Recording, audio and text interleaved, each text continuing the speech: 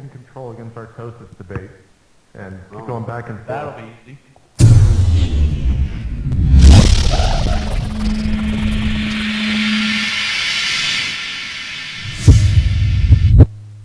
More field stabilized. Ladies and gentlemen, children of all ages, welcome to this evening's festivities. This is State of the Game with your host, JP McDaniel. Oh, we should have timed it better. Now we gotta wait for 10 seconds for the audio. Well, but it's all good. It's all good, TotalBiscuit. That's why you're here.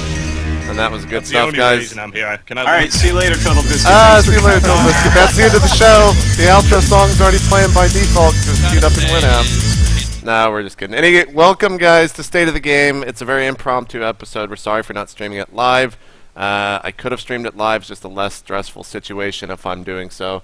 And just want to mention, on the show tonight, we've got Sheth from Team Liquid, Tyler from Team Liquid, a.k.a. Noni, whose webcam is just locked on him smiling really profusely, so that's awesome. That's a beautiful That's great. smile. That's fucking awesome. And Dan, Artosis Stemkoska, all the way from Seoul, South Korea, and John, a.k.a. TotalBiscuit. And joining us later on the show will be Adam Apicella from MLG to talk about the CBSi news that came out. But you might notice that iNcontroL's not here. He's doing Inside the Game right now. Then he's got to cast the EG's Masters Cup right afterwards. And Dana and I don't know. I don't know what he's doing or why he's not here. I messaged him on Skype and didn't respond. So we will be back in full force for State of the Game, but we figured we should do an episode before this weekend because there is a ton of stuff to talk about, such as the MLG CBSi stuff, the Spring Arena, DreamHack Stockholm this weekend, GSL Round of 32, Code A, NASL Season 3, IPL 4, Iron Squid Round of 8, the Blizzard Dev update, and the new ladder season. And there's probably some more stuff that'll come up during the show. But let's go ahead and just start off with the MLG Spring Arena, because Adam should be joining us here momentarily. So this weekend, of course, Spring Arena is going down. It is the second arena that MLG has done. Came out with some information today about the format, the biggest being that there is no extended series. So cutting straight to the point, Tyler, Sheth, as competitors, you guys, not this weekend, but just in general, you hope this sticks around? I mean, is it the extended series needed to go for a long time? What are your thoughts, first off? Any thoughts, Sean? I mean, I don't have a lot of thoughts on it. It's like every tournament has different rules, different format, just slightly different in one way or the other. And so as a competitor, I think that's all you have to do is be aware of what the rules are for the tournament coming up and plan to, expect it if the situation comes up. Like, extended series has never really bothered me that much, even when I was a victim of it, quote unquote, at like the 2010 national finals in Dallas. And I think there's very few people who really are holding a huge grudge, at least competitors that are holding a huge grudge against extended series. I think after having to play so many MLGs with it in effect, they've just kind of accepted it. And now that there aren't extended series, I don't know if the competitors are going to have that much different of a mindset. It's just something you got to be aware of. Sheth? I kind of agree with Tyler where if it's something that you need to keep in and you kept it in for 2 years or however long now, like I don't see the need to change it. It'd be nice. I've never really liked extended series, especially the finals. I felt like if anything, just change it for the finals. Like, it's stupid to have a finals where it's already 2-0 and then the other guy just needs to win 2 games. And then it leads to sort of situations, no offense, Dan, where you have like a 4-0 or some sort of situation like GSL's for a long time. It's just I want those, man. Yeah. You know what? I've actually gone back and forth on GSL, or not GSL, get my brain going there, Sheth, on the extended series stuff a lot, like thinking, is this actually good, is this actually bad? And I think I've come up with it. And it's worse for the hype and everything like that, because it's so hard for a person to actually come out of that, which is really annoying. Yeah. And, it does make it a lot worse, especially when we hit the finals, and that's always bad. Like, you should have, like, in the grand finals, you have to have something that's wrong, like be down a best of 3 or something. I understand that. But extended series overall, I don't even like it for the gameplay factor, because if you look at it, like, for instance, if you are like a macro Terran playing a gamble toss, right? Someone who's just flipping coins and trying to win, and he goes up and beats you, and then you have to face him in the lower bracket in the tournament later, and now he has this huge advantage, even though what he's doing takes very little skill compared to what you're doing. Then he has this gigantic advantage where he actually shouldn't, because guess what? You put in your time and you lost those games, and now you know that he's a gamble toss, and now you can prepare for that the next time you play. And you had a harder route to get there anyways because he beat you. So I know a lot of people have said why they don't like extended series, but I finally came to my conclusion, and there it is. John, do you have any thoughts on it? I don't think we've never had you cast an MLG tournament, so you've never been casting it, but I'm sure you've watched some of the events and have at least some thoughts on it. Yeah, and it's the kind of moment where you see this extended series is going to end up coming along, and as a spectator, you just cringe, and you know that the drama that follows will be terrible one way or the other. But I mean, from a spectator standpoint, extended series doesn't really make a huge amount of sense. You can think about it, and you can understand why it's there and the rationale behind it, but unfortunately, at the end of the day, the spectators make the money go around, and I would say that a more spectator-friendly format is perhaps the best way to go from a business standpoint. Right. If people are getting absolutely sick of they feel cheated. When they watch an extended series, they feel cheated out of the series that they want, especially when it comes to a finals or something along those lines. And it never really works out the way that people want it to. There is the possibility for a really great comeback, of course, which is equally exciting, but more often than not, you know how it ends up going. And I think that's what's happened in Halo for so long, is there's always those crazy comebacks. I think, for example, the national championships, or maybe it might have been Columbus, where it turned into a best of 7 to a best of 11, went to the 11th game, and it was fun. But it works for Halo, it doesn't work for StarCraft. So let's actually, I think Adam is ready, so we'll just bring him on and ask him why it's gone right off the bat here as we add him to the conference. He is currently in New York at the moment. And there we go. Adam. What's up? How's it going, buddy?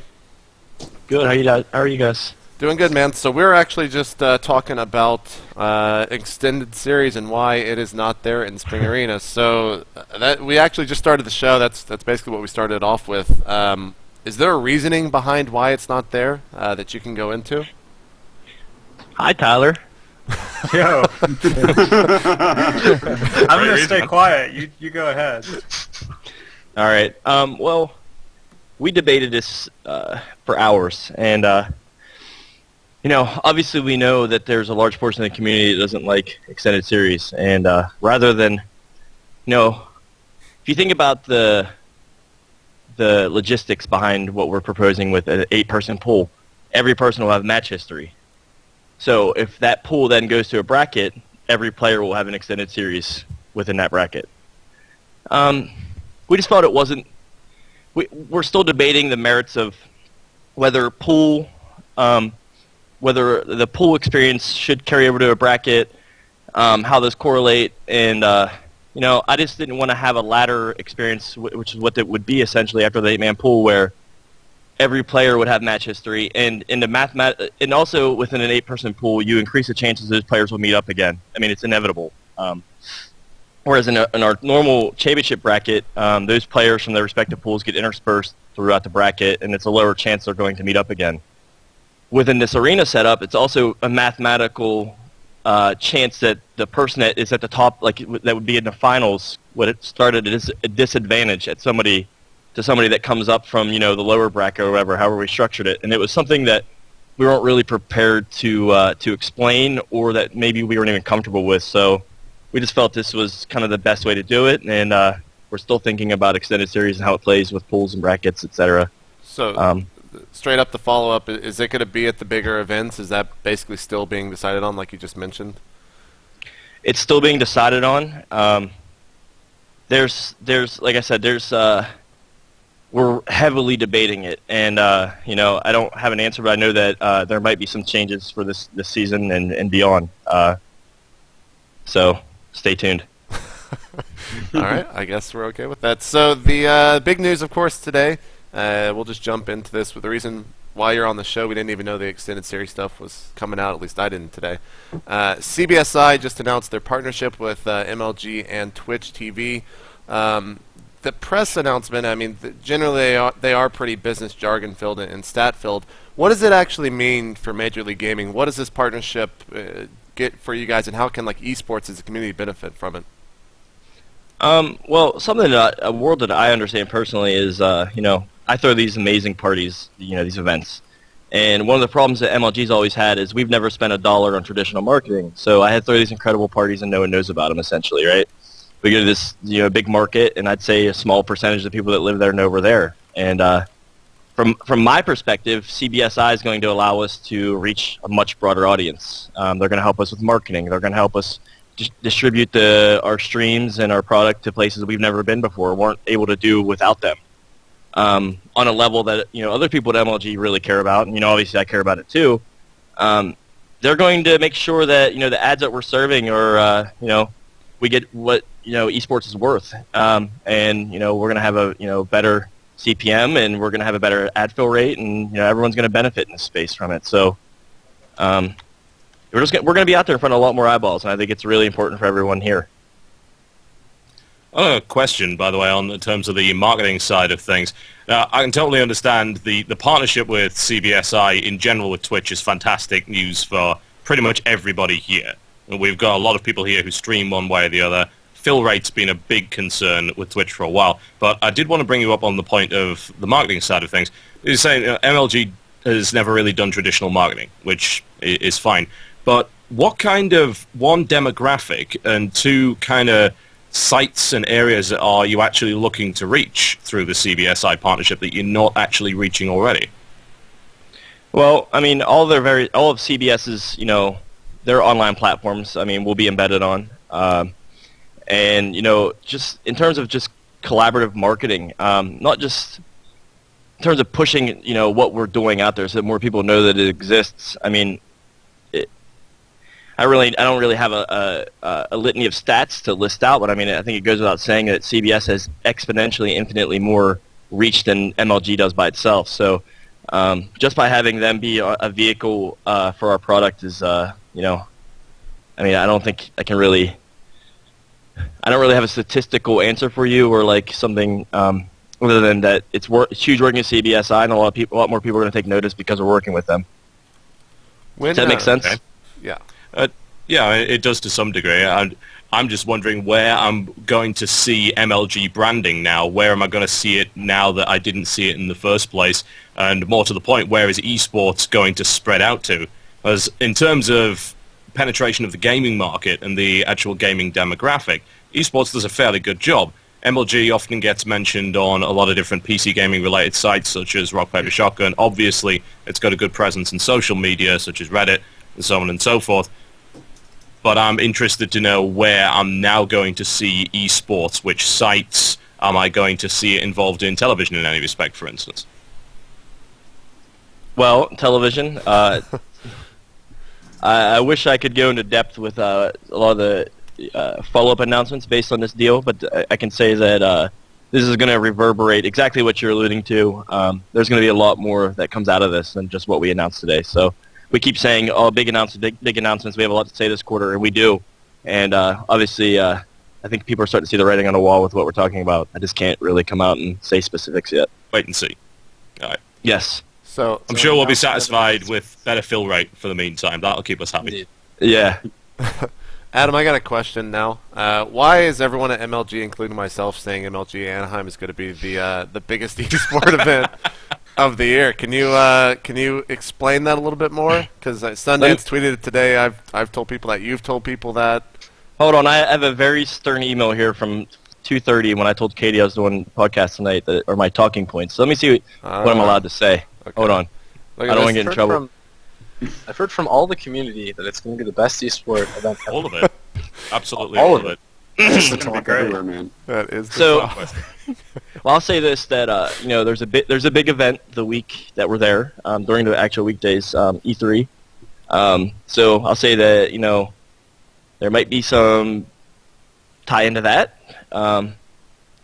There's also going to be, a new title on the floor, which we'll be announcing next week. There will also be a publisher there, and, there will be a publisher there with a very, very, very large presence. Not only from a tournament perspective, but from an activation perspective. Probably their biggest activation at a non-internal event that they've ever done. So there's a lot of really cool stuff going on in Anaheim. We have by far, I think, almost double the floor space we've ever had, and I foresee us selling out every single seat, filling every inch of that floor, even though we're going to be in double the space we're in Columbus, and it's going to be huge. The next question I have, at least, everyone kind of knew that GSL and MLG were buddy-buddy for so long, and when they partnered up with IPL, it kind of came out on Reddit that people were wondering why MLG and GSL split up. Can you clarify what really happened? There was a bunch of rumors going around as to what happened. I kind of want to get a final word on that. Sure. I mean, just to say it out in the open, I mean, people can go call bullshit on us all they want. I mean, we don't have a problem with anybody in this space. I mean, we don't want this to be as hairy as it is now. And I mean, hopefully it across the board, competition can be done in a fair and more, I guess, adult manner. Because I don't think anybody wants this. On the GSL stuff specifically, there's no. Just to dispel it real quick, I mean, there's no malice or ill intent. There's nothing aggressive on our part or their part. I respect everybody at GSL. I was over there last year in their offices. We had a great year with them last year, and it was more of a case of, hey, we're expanding our qualification process to include not only just the LXP program we had last year with the GSL players, but we want to expand into Europe and eventually into the other Battle.net markets for StarCraft specifically. And it's we want to have our own global mechanism to seed players directly into our events. And it was nothing that we had a fallout with GSL. I mean, we had talked to them about possibly hosting Codesk finals at one of our events this year. It's just that for the current time, it didn't really make sense. So, I mean, nothing malicious or anything. It's just we just don't have the LXP this year, and I think they're great guys, and I think they run an amazing tournament, and I hope they do well. Kind of speaking about Korea as well, Sundance said that he was going to Asia next week on Twitter, that he was bringing MLG Lee. He also mentioned on another podcast that there is another Korean company that apparently they're working, I say there, but MLG we are working with. Can you tell us anything about that or allude to it at all? I know a lot of it's kind of like waiting to be announced. We're taking the Blizzard approach, but I got to at least ask you.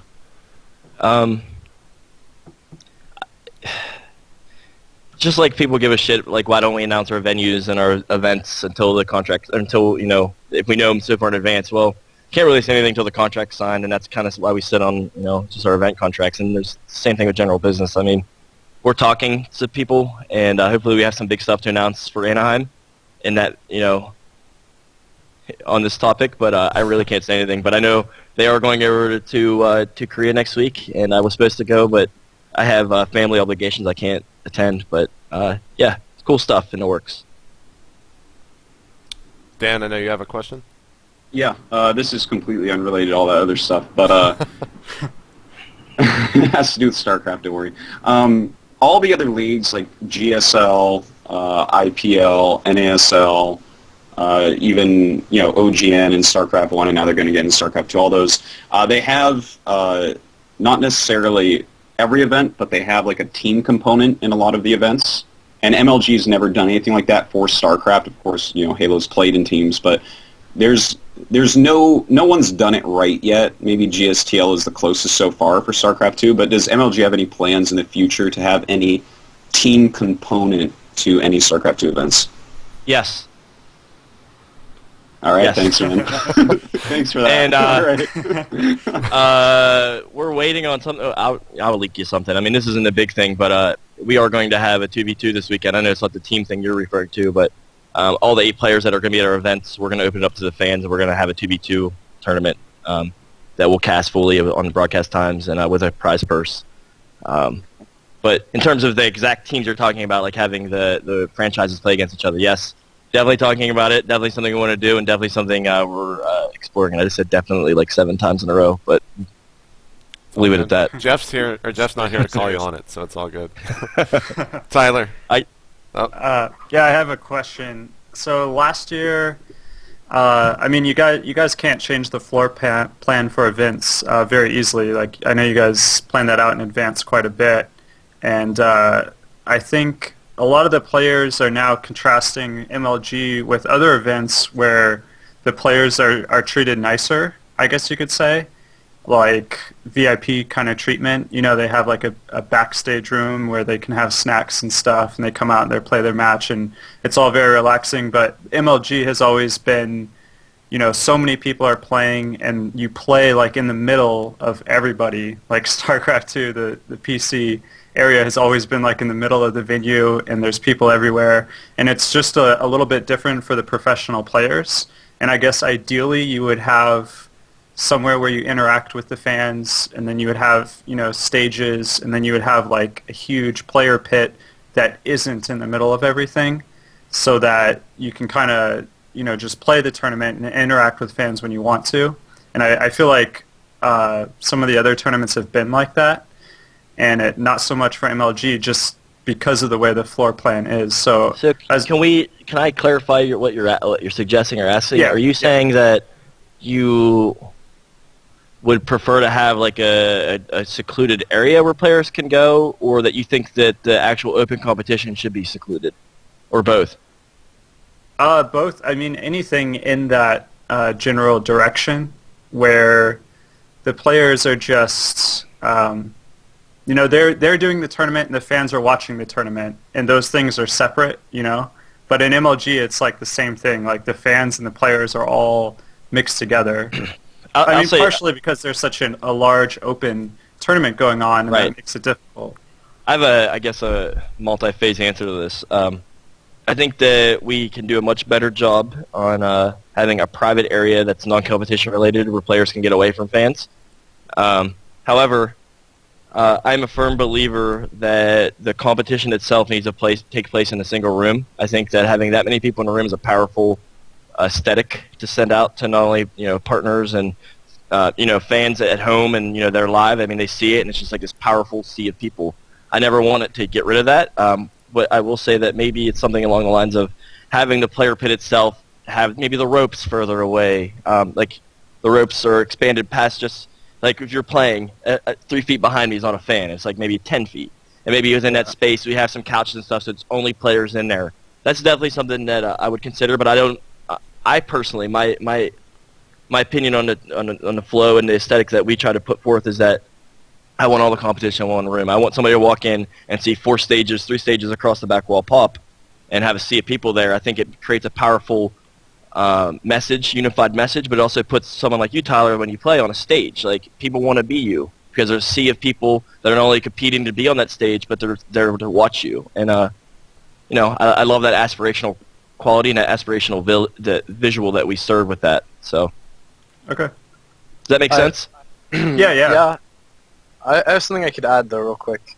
The last 2 MLGs I've went to, and it's not something that I like really complain about, but it's something I'd really like changed. Maybe the ropes, and even just the security. I know it's not really possible to have them placed better, but both last 2 events at MLG only, like not at IPL, not at the other ones I've went to, I've had people behind me talking about my game while I'm playing it very, very loudly to their friends. Like almost commentating my games while I'm playing them. And I can't, with the mixer, it doesn't go loud enough that I can tune them out. And it's like, I'm not mentally willed enough that I can ignore it all. Do you have any ideas of what we could do to, like... You're talking about within the actual ropes? Yeah. Like, if you play on the edge, like, they're literally a foot behind me, like, hey, look at that! Hey, there's a Nidus worm! I think that if you're like I'd said, you know, something we could do is that, you know, if you're playing on that edge where your back's literally to the ropes and there's fans behind you, making that perimeter, you know, deeper, so that, you know, yeah, they're back there and they're still commentating, but they're 12 feet away, you know, behind you, and they're not like breathing down your neck and almost like pushing through the ropes to be like breathing, you know, down your back while you're playing. I definitely think we can do a better job in how we do it, and it's hard because when you have that many competitors and you have 6,000 fans that that are overflowed from the seats that are just crowded around the competition area, it's hard to balance both priorities. But I hear you 100%. It's not like a slight to MLG that you're the only events that do that. It's because there's so many people that they have to stand there and commentate. There's nowhere else, so it's really cool that you have twice the room, and that'll be nice. It's we've run nearly 100 of these over 10 years, and it's like you can be as honest as you want. I mean, we need to hear feedback, whether it's positive or negative, and we're never going to take any offense, so you don't need to apologize. I mean, we hear it a lot worse from other people. You're pretty damn polite. Jeff? Never. Yeah, it's very, very true. Hey, John, you gonna come to an event and commentate this year or what? Well, I'm flying out next week, so I've heard that there are words being said. That's public. Everyone knows that. Sundancers ask questions. I was speaking to Jenna today. Is that your wife's name? Yeah, indeed, and Asian. Well, hopefully we can work something out. Love to see you in Anaheim. Yeah, I might be around. Well, that just happened, I guess. I heard it's going to be the biggest esports. Yeah, that's what I've heard. That's what I've been told. Oddly enough. So I think you want to make sure that you're around for that one. It says so right here in this pamphlet. Yeah. Oh, you got the pamphlet. Great. Yep, that's the start Yep. of the pamphlet. All the press back. A lot of the other questions I have are more just comments that people have made about things that MLG has done in the past couple of weeks, specifically pertaining to IPL 4 that weekend, where yourself and a couple other employees were pretty vocal about IPL and the event at large on Twitter, and a lot of people saw that as kind of bad form from MLG and wished that it was a little bit better. Do you have anything to say to that, or you just people kind of would want a response from that, I feel, so I feel like I should at least ask about it. Sure. I think first of all, I'll compliment them. I think they did. The events the matches that happened were awesome. We didn't wish them to have a bad event or anything like that. My only complaint was just from a production perspective. It's just that audio guy. It's wrong just to blame somebody for a problem. I felt like blaming a technician, calling him out on the rugs on all public media was a very unprofessional thing to do. Anybody that does video and video production knows that there's more than just the audio guy that caused what was happening. And, that guy has a family and has a career and has whatever, and I just don't think it's right to call out the technician on the rug. If anything, you should call yourself out, and that's what, should I shut my mouth? Sure, but people were asking me questions. I get bombed with questions, and sometimes I respond to them, and maybe I shouldn't, but there's more to that problem that was happening than just the technician, and I just didn't feel like it was right to call somebody that fancies himself a professional in that endeavor out on the rug publicly. That's all. Yeah, it's that to me seems like a fairly legit explanation. I obviously contract out to IPL quite a bit.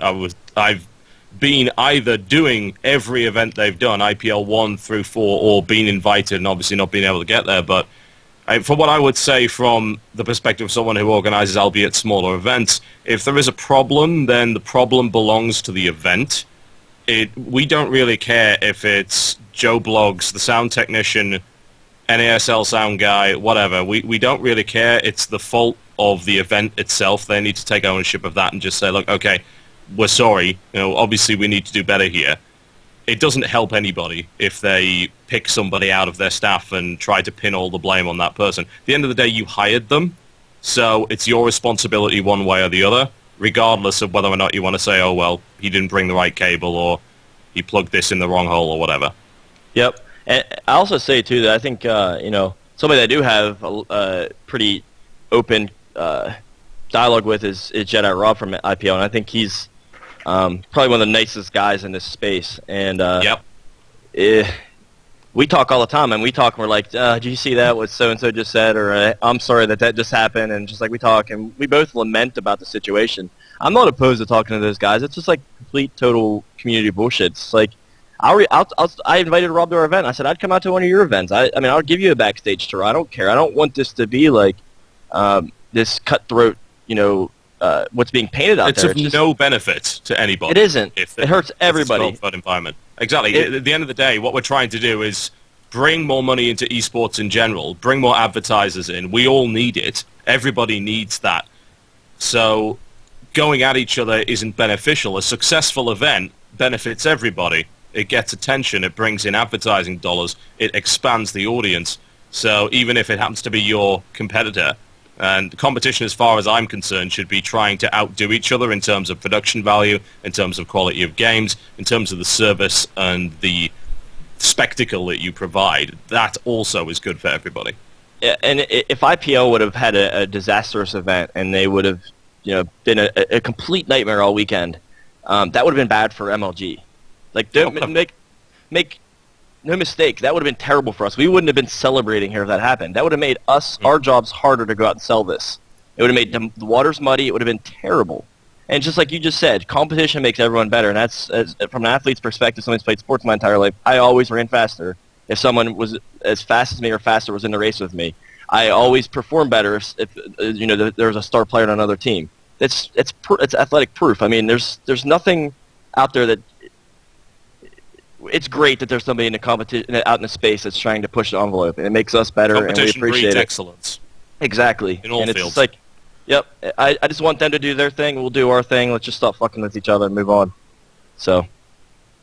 One of the other bigger storylines, probably if not the biggest, to come out of the IPL GSTL event was the disconnect that happened, and I don't know if we'll talk about this right now with all the players, but. From that, there was someone that posted on Team Liquid that there was a tool that allowed you to restart the game from the point that someone disconnected. Does MLG have any intentions of seeking that out? Does it go against what Blizzard would probably want you guys to do, or have you looked at that at all? What do you think about that? We are aware of I don't know what we would call it, a hack or a mod, or I don't know its exact. It's essentially a hack. Yeah, I think it would be a hack, yeah. So we're aware of it. We're discussing it. We would definitely talk to Blizzard before we did anything, and we'd have to test it backwards, forward, sideways, to see what the ramifications that might come out of it that aren't really tested yet. Because you don't know. I mean, this thing might not work as flawlessly as we think. So definitely looking at it, and until we have more knowledge, I don't really want to make a, call on what we would do with it. And I will say this. On the call that they made, if that happened at MLG, we do the same exact thing that they did. Do you know that's your in actual rule on it? Like, what's your solid rule on a disconnect like that? Do you equipment malfunctions or restart. Okay. At any point of the game? Command center floating 1 HP red, regame. We try to take every subjective decision out of our officials. Really? We have. I mean, there's thousands of or I don't know what the exact number. I don't want to say something stupid, but there's we'll say hundreds of matches that go on over the course of the weekend, and that's a lot to administrate. And JP, I definitely had to get John to clarify this, but I'm pretty damn sure that it's an automatic restart. Well, I don't know. I can say it shouldn't be automatic. That's if I'm honest. That's like. I don't want to chime in on why it happened, though. I mean, I'll keep that opinion to myself, but why it happened should never happen. But that wouldn't happen at MLG. I'll say that, and it's not a slight to them. I think that they've learned their lesson on why it happened. Was it not a disconnect? Like it was a internet? DHCP auto renew, which basically means the entire internet. They didn't drop their They didn't drop their own network. That's something that would never happen at our event, just because of the infrastructure we have in place with. How we, when MLG made their mistakes, we made it in front of a very smaller audience, right? 10 years ago. I mean, the mistakes they're making now, they're making in front of a gigantic group of people. I mean, I do feel sorry for them when shit like that happens, but it's stuff that you learn from doing events. I mean, I think that they will never have that problem again. I'll say that. So, but on the actual call, I think that we would have done the same thing at MLG. Probably not a popular one, but that's what we would have done. You had to do it in that game anyways, but we can talk about that more later. Well, well, moving forward, before we let you go this weekend, of course, is the Spring Arena. We're going to be discussing all the players and everything here in a minute, but some of the changes that MLG has made to the broadcast this weekend are bringing in what we're calling analysts. The first one, of course, on the show here, Sheth, and then we have Axlov and QXC as well. Is this kind of a testing area for this? If it does well, are you going to bring it to the main events? What is really this position kind of outlook for the future look like right now? this has always been end game for our content. It's we tried it out. We tried out this analysis desk conversation, which I, as a traditional sports fan, I saw so many parallels to like Monday Night Football or whatever when they, you'd have our A team on the broadcast and they'd flip over to a different shot with having a conversation with guys that are off camera, that are like former pro players or coaches, and they're having like a conversation back and forth, switching a shot. It was something from a production aesthetic that I fell in love with at the arena. We tried it, experimented with it, and it worked. And we tried it at the Pro Circuit in Arena 1 with, commentators that were on break, I guess. And this one we wanted to really bring a race-specific analyst, players that had not qualified. And I think we have amazing ones for this arena event. I mean, there's nothing better than coming out of a TVZ and having, a pro within those specific races discuss why, those players did what they did and like where it went wrong or why they succeeded. And, outside of like Artosis and Grubby on the cast, I mean, no one else that's going to be commentating this weekend is versed as those players. No offense to you, JP, or anybody else, but those players that actually play on a top level can say, this is what he was thinking, this is why he did it, and this is where he went wrong. And they can teach. Big thing with us is it's behind a paywall, it's pay-per-view, but we definitely still want to teach our audience, and we want to have smarter fans. And not that StarCraft fans aren't super versed in the game, but I mean having the top players dictate what happened, it's a whole other level of analysis, and I love it. The point about being behind a paywall, as well as the fact that the kind of people who are willing to pay for this are also looking for that kind of analysis. You can try and shoehorn it into the cast, but the cast is a certain number of words in a certain period of time that's also got to be balanced in the way that it's presented to a fairly wide audience. There's got to be that mix of play-by-play color and analysis. When you toss over to the analysis desk afterwards, you can go as in-depth as you damn well please. You can go to nitty-gritty statistical analysis that is perhaps for some people completely dull, but it then doesn't have to interject into the main cast itself. It doesn't have to interrupt the flow or the balance of how it's actually presented. So, I mean, we saw how that worked at DreamHack, and it was great. I think, too, something to, just to come full circle with why I think this is really amazing is that at this event, we're going to have 6 streams behind the paywall, not counting the Dr. Pepper stream. And it's going to be 2 gameplay streams that are the general esports presentation you see, but also the point of view for each of the players, direct feed in front of player screens. So you're really going to have a story told that you're going to have, and your quad view, or you're going to have 3 screens up. Because people give us a lot of shit. They're like, you have quad view, and you have all these streams. I don't have 4 eyeballs to watch, all these games and, really invest in all of them. Fine. But in this event, you're going to have a stream where someone like these commentators are telling a story, and then you're going to have, in parallel to those, the point of views for each of the players that are playing, and then you're going to see the whole thing unfold. You're not going to just be told a story on what the commentator says. You're going to see everything, and then after it, you're going to have the experts tell you exactly why the story you saw, like why this, it ended this way, why the plot ended this way, and I think that's a great full circle presentation that I don't think really anybody's done yet. I think that is a good way to wrap this up. Unless anyone has any other questions, it looks like they don't. So I'm really excited to be there. Just wanted to add that. I'm excited for you to be there too, man. Well, it's going to kick ass talking to those guys, throwing around. It's just going to be awesome. Yeah, I like to put out on the air that Tyler turned us down. And whoa, Tyler on blast! What the hell? Tyler said no. He had no valid reason why he couldn't come.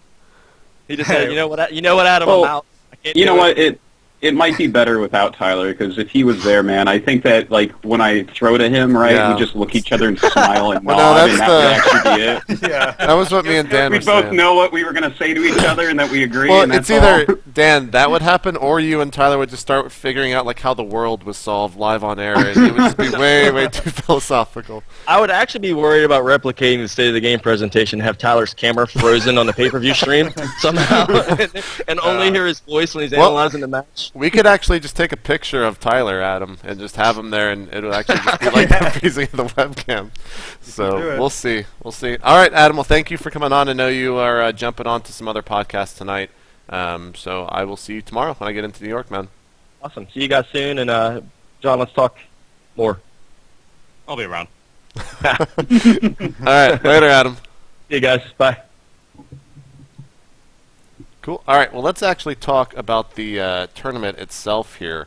So this weekend, the players are Marine King, Dongray Gu, Huck, Parting MC, Hart, Gonzi, and Violet.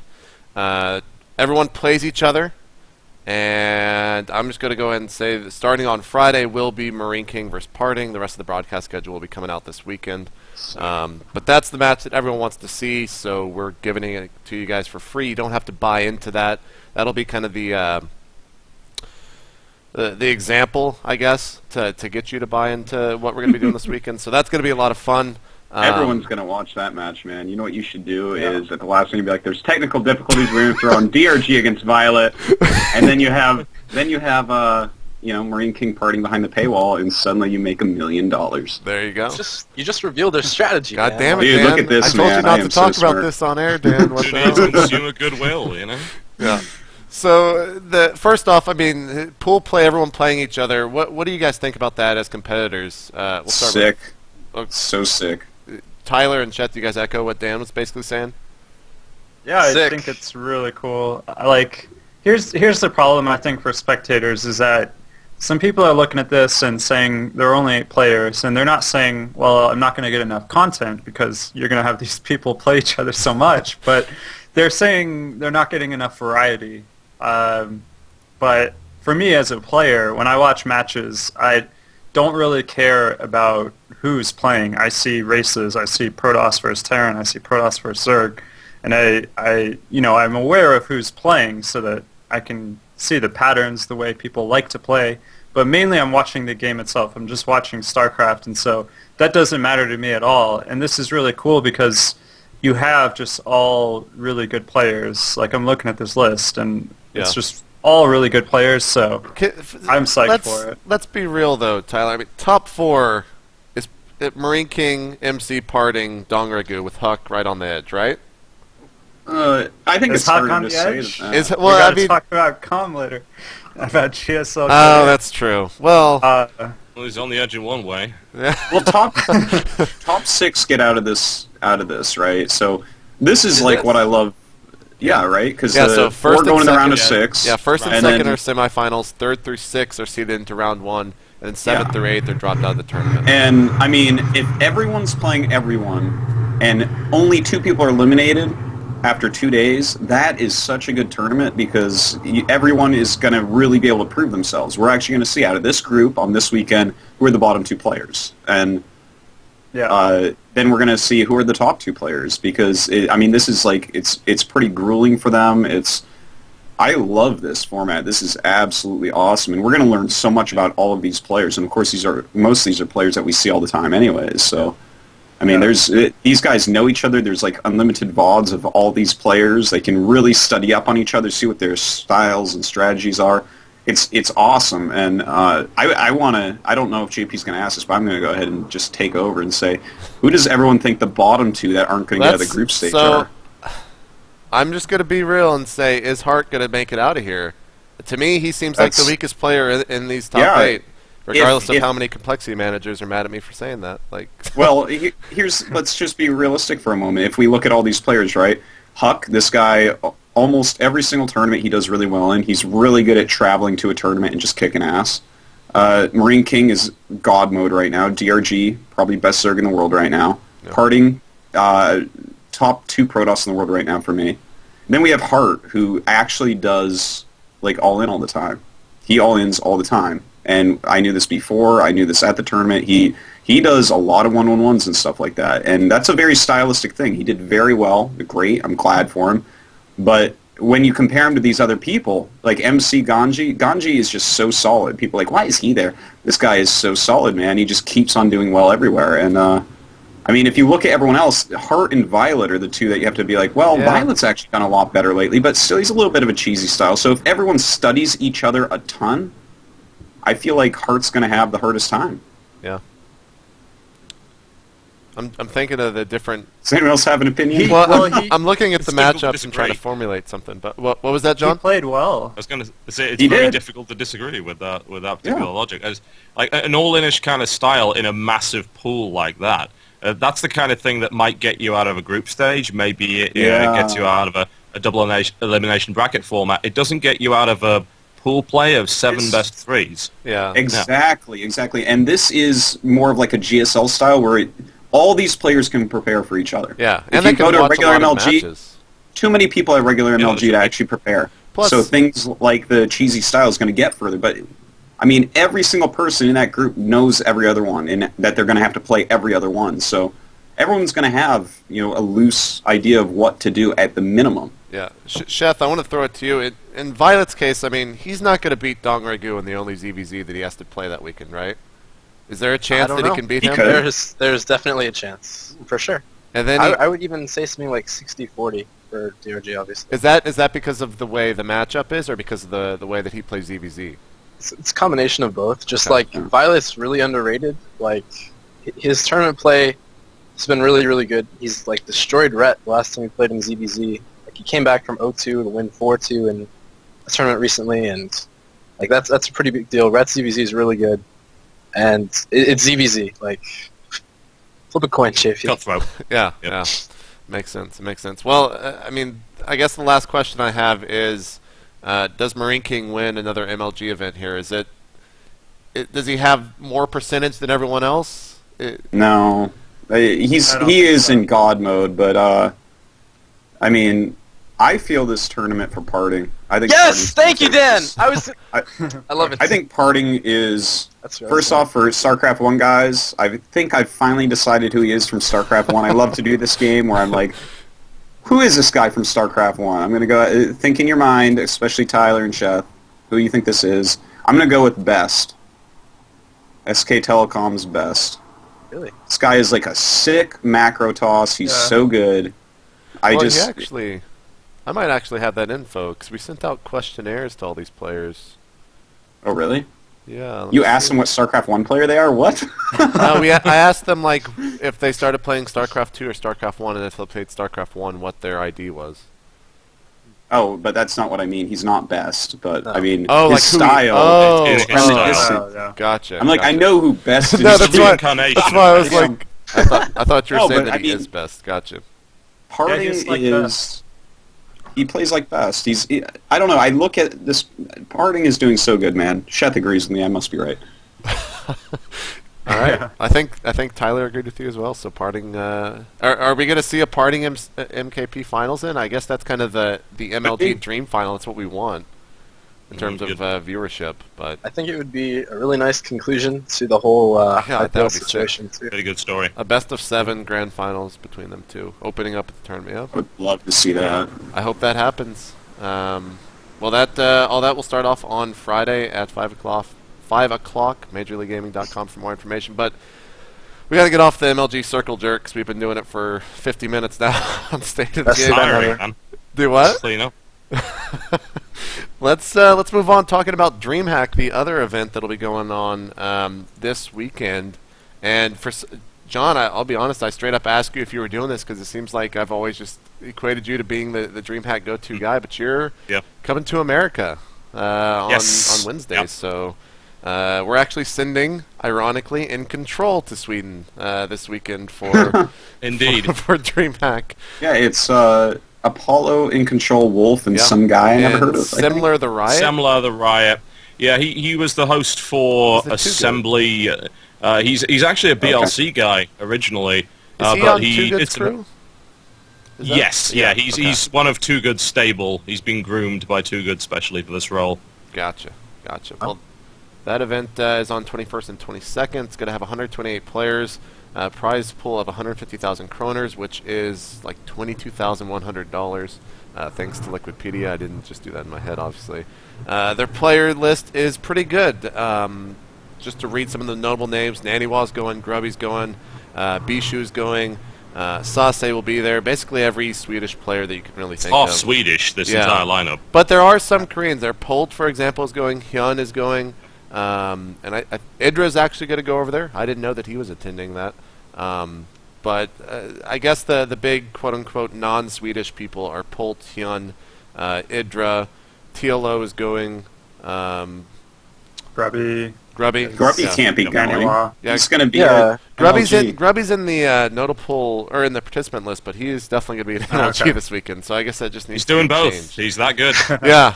Playing Yeah. while casting. He's gonna be so tired. He cloned himself apparently. The map pool is pretty extensive actually for this. A lot of ESV maps being thrown in there. Even two I've never heard of: Vicious and Frigid Pass. It's a frigid pass, yeah. Yeah, so not sure. I guess we'll see how those kind of unfold on the tournament scene. But I mean, big competitors here, the people to win it. I guess probably in my mind, Polt and Naniwa are the two biggest names going to at least get top 3 to right off the bat. Would you guys agree? Those are two good predictions, I think. Yeah, those but two. I'm looking out for Hyun and Thorzane. Oh yeah, I forgot. And Thorzane. Nanawa I'm putting right up there, but Hyun and Thorzane. Hyun, for those of you who don't know, is like a pretty beastie Zerg from StarCraft 1. He's actually like, if you look at players like MC or Puma or just basically anyone that's kicked ass so far except for MVP maybe, Hyun was way better than them in StarCraft 1. Way, way, way better. And from everything I hear, he's insanely good right now. So I think Hyun can get really far. And this guy has plenty of stage experience playing in Pro League and stuff. And Thorzane is just a fucking killer. Thorzane that kid is Thorzane. so good. Yeah. One of the things that I'm actually most excited I just found out was this is going to be the Ericsson Globe, I guess, Anexa. I'm not sure if I'm pronouncing that right. But, you know, DreamHack is one of those events where the venues are always so interesting to me. The biggest one being, was it an ice hockey rink? It was, yes. Yeah, so that was their last event. It was really awesome to see that. So I want to see how that venue kind of holds up for a pretty big tournament here with 128 players going into it. I don't really have anything else to say about the tournament, though. Do you guys have anything you want to add? I've got something to say, man. These map pools are getting out of control. Out of control. Oh, Jesus. I is know that the map? Yeah, Shakuris. I know the tournament people watch State of the Game. Tyler, let me read the map pool first. Okay, read it. Shakuris Plateau, Daybreak, Metropolis, Cloud Kingdom, Ohana, Vicious, Frigid Pass, Shipyard, or Antigua Shipyard, and Metalopolis. Tyler, continue. Dan told you, I concurred. I probably Day 9 concurred in Control, and everybody in the world except for the tournament admins concurred that tournament should have like a 5 map pool. Like, that's it. 5 maps. That's all you need. That's really all you need.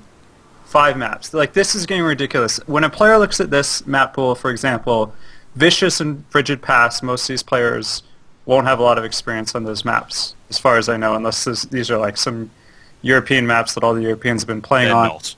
They are not. So, nobody's played these maps, pretty much.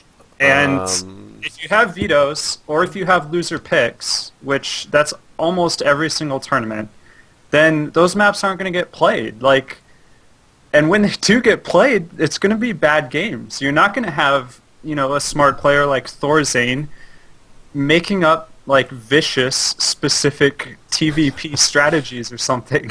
Like, he's not going to have some genius TVZ on Frigid Pass figured out. Like, he's going to play it like he plays any other map. He's going to glance at it and see what it's, kind of what map it's closest to, and then he's going to play it like that map. And that's all that happens. And NASL, MLG, IPL, DreamHack, your map pools are too big. You're just too big. Because they're too big. Even if you want to introduce these new wild maps, do that. And then if you have a small map pool, that's forcing the players to practice these maps. Yeah. They have to. And then you are rewarding the players that are preparing for your tournament, which is what you want. Like, that, I don't have a problem with that. As long as there aren't too many maps out there, and not everybody is introducing 2 new maps for every tournament they have, then it's going to work out. So... Yeah. And I'm full disclosure, the Diamondettes, I'm looking up the maps to see if there are games played on them, and I do not see any maps played on TLPD. Diamondettes. So doesn't matter, man. They already have their pitchforks. So Tyler, I've done my best. The pitchforks might get to you, but I've tried. I've tried to stop. Even if those had games on them, a million games on them, it's too many maps. Even if these are all the maps that we've all been playing forever, it's too many maps. You should not have so many maps. Best of 7 maximum, right? So you're gonna have. Yeah, there's just you can replay maps. You can do it. It can be done. If you have a decent map pool where the balance is decent, I mean, that is, it's like hurts my brain to look at that list because, I mean, even as a commentator and being a player, I would just hate having that many maps. But as a commentator, even, you know, I want to go over what map are they going to choose next. Oh, I've seen this many games on this map this weekend. This is kind of the metagame of this specific tournament or something like that. But here it's like, how do you even keep that in your brain? It's just, and this is every tournament. This isn't just DreamHack. As Tyler said, like, pretty much every tournament has too many maps. Like, I can't even name the map pool for a single tournament because they're all too big. Like, I don't even... I cast every game in the GSL. I don't know what the map pool is exactly because it's like there's just a billion maps right now in StarCraft 2.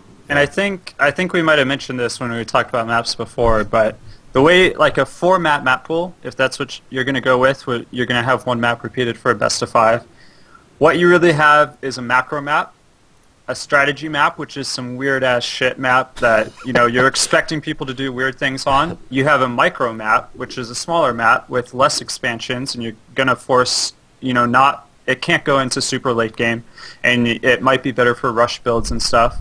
And then you're going to have the middle-of-the-road map that is just, it's kind of macro, but it's not real extreme macro, and it's kind of plain-looking. And then, like, you have such diverse play from that, because everybody's almost forced to play every map differently. Like it's hard to play the exact same way when you have a map pool like that. So it makes picking the maps more interesting when the loser picks a map, and it just you can really tell which player is a macro player, which player is a micro player, and this kind of stuff when you have a map pool like that.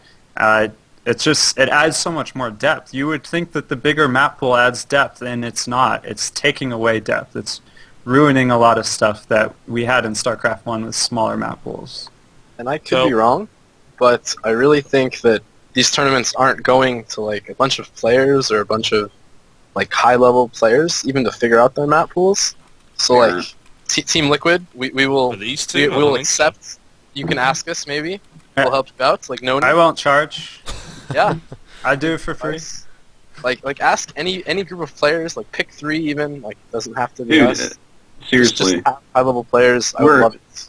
We're all easy to contact. Hell, you can contact me and tell me who. I have them all, and I will ask them because I want good map pools. It's just, I wish there was a smaller chunk because it's hard to even figure out because as Tyler said, in StarCraft 1, for instance, we had over 260 maps in the competitive career of StarCraft 1. I can't imagine what the Warcraft 3 players are thinking, by the way, just a side note, with their 7 maps for 9 years of play. Like, their brains must be melting at these tournaments trying to figure these maps out.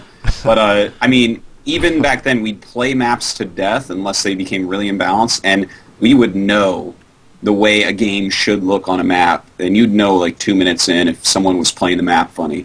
And I thought that made better storylines, better games, better everything. Whereas here, it's like, I mean, all I do all day is play, watch, study StarCraft, and I can't.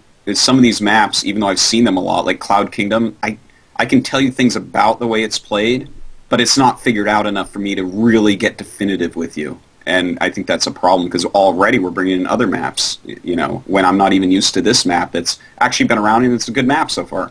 Yeah. So. I mean, don't you think that's just as a result of this quest for actually finding balance? I mean, we've had so many problems with maps up to this point in StarCraft 2. We had maps that we thought were okay, and now if you said, oh, we're going to have this in a pool, people would probably gun you down, honestly. Well, but I feel like you need to do that until we figure it out. Like, we have to just keep maps in. I think at this point, for instance, Shakura's Plateau has been around for a hell of a long time. That was like released in the beta. It was one of the first releases. We know at this point that's actually not a good map. It's actually not. It's a shitty map. It doesn't have the greatest map balance. It doesn't make the most exciting games. And we finally do know that. And when did we figure that out? Maybe a couple months ago. But it's been around forever in like every tournament. So I think that, yeah, we're trying to find the great maps, but we can't find them until we played a bajillion games on them, like Shakura's Plateau, like Metalopolis, and you know, Zelnaga Caverns or something, because those are the maps that we actually had long enough to figure it out. Yeah. Yeah. Well, check out DreamHack this weekend.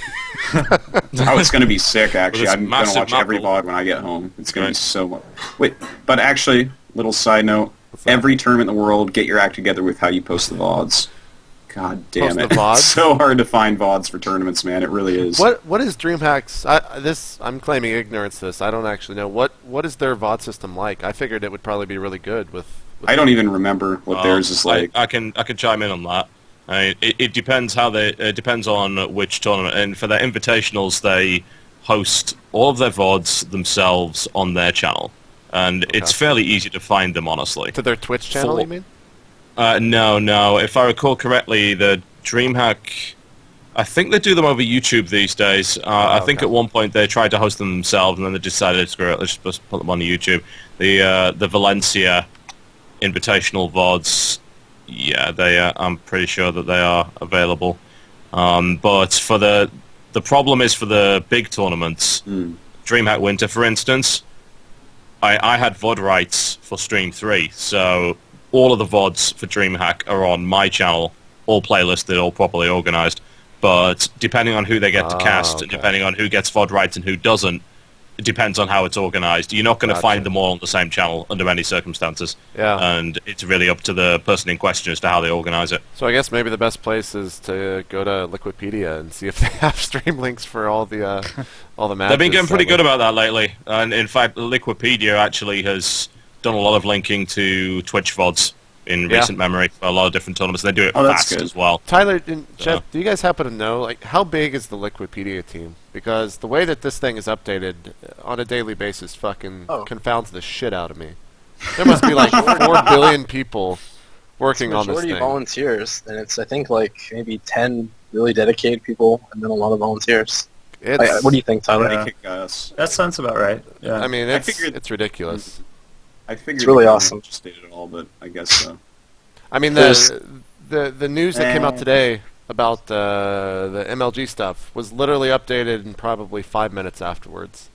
They are good, man. It's ridiculous. They are good. Shout out to you guys. And DreamHack. You know what?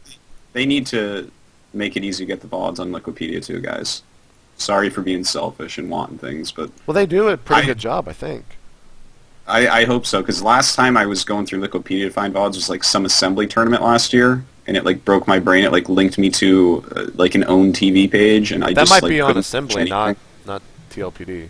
So I don't know. Or on Liquipedia. I think that sorry. assembly is just all on my channel, if I recall correctly. Every single VOD. YouTube.com TotalBiscuit, just go there. There you go. I've got a guy that actually is hired for a number of things, including making a playlist of everything. Like every best of 3, tournament series, group stages, all playlisted. Incredibly easy. I mean, to be fair, there's no excuse for anyone not to do that on their YouTube channel. It's ridiculously easy to do. It's just a bit time consuming. Yeah, it's a little bit tedious, but that's it. So yep. DreamHack kicks off on the 21st and wraps up on the 22nd this weekend. And as far as I know, the times will not coincide with the Spring Arena. But don't quote me on that. You'll have to check out the times yourself. I don't know if they've actually released the schedule or if we've actually released the schedule yet, now that I think about it. So moving right along, GSL round of 32 is done. Round of 16 actually starts tonight.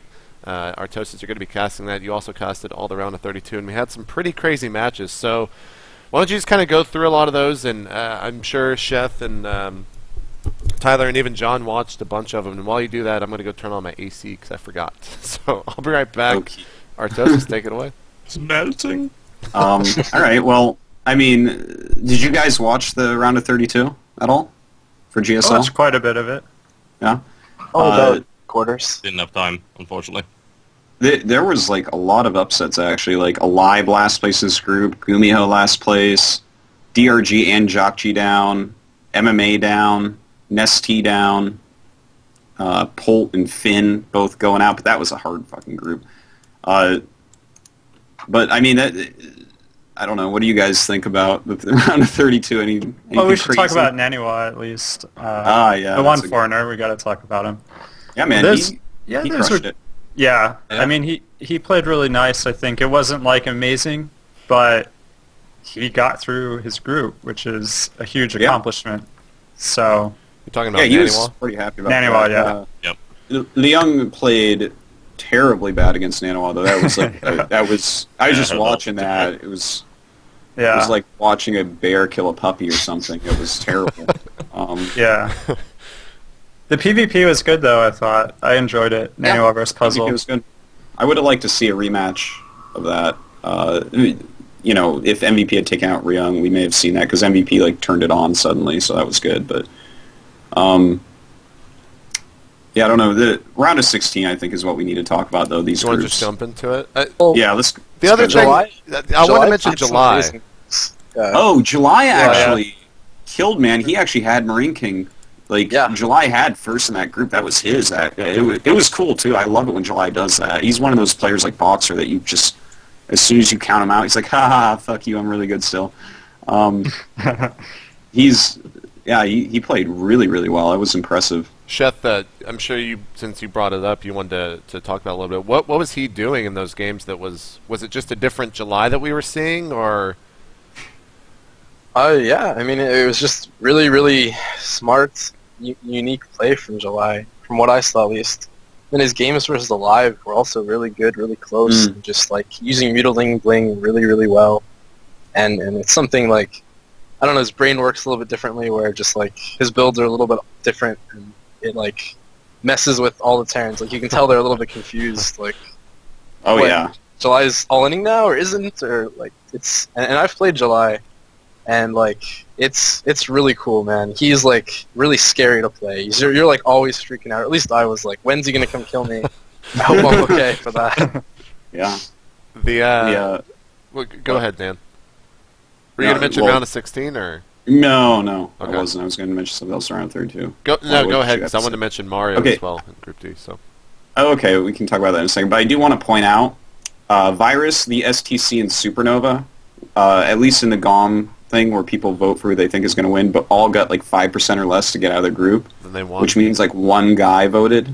Like one guy is like, I'm going to do this. But I love this because those three, not Supernova as much, but especially the STC and Virus, like represent like StarCraft 1 coming back even harder because these guys are standard macro Terrans for the most part. Yeah. They're just solid Terrans. And players that get really solid like that and start doing well, it's great to see because we'll see like stylistic players drop off a bit more, and some will still be around. There'll still be a certain amount of style, but it really means the game is maturing that those guys like crush some face in this group stage, so I really like that. So, looking at the round of 32, actually, correct me if I'm wrong, but out of all the champions, only two moved on, MVP and MC. Nesty, MMA, Jokji, and Dongargu were all eliminated. Yeah. So, is that just kind of the flow of StarCraft 2, basically, that we're seeing right there? Dude, Nesty could have made it out. I mean, it was pretty close. For Games Jokji and against MC, DRG, he messed up there, and he actually messed up against Virus as well. He actually, I feel like, should have probably taken out Virus. He like did a silly move on Atlantis spaceship. I couldn't believe he did that. Just maxed out and attacked into a 160 Terran army. It was like, all right. But DRG actually just played like shit. I don't know if you guys saw that. It was bad. Like, he just played really, which was sad because I'm, like, waiting for DRG to win more because I, like, am so impressed with that guy, but he just played like garbage. It was sad. And then Mario winning his group. Sure, it wasn't the hardest group. He went 4-2 with Hero, Curious, and Gumiho. He also got through the Open Korean qualifiers for MLG as well. What is going on with that kid, Dan? Is he just really good at a young age? Yeah. Yeah, and he's really talented and works very hard. But he's got Marine King to look up to and ask questions and stuff because they're both on Prime, and you can never underestimate that. Yeah. Like, teams actually, whoever the best one or two players are on a team, and we saw this in StarCraft 1 over the course of years and years of these players leading their team, the team will develop a ton of players that are really good at that race and really good against that race.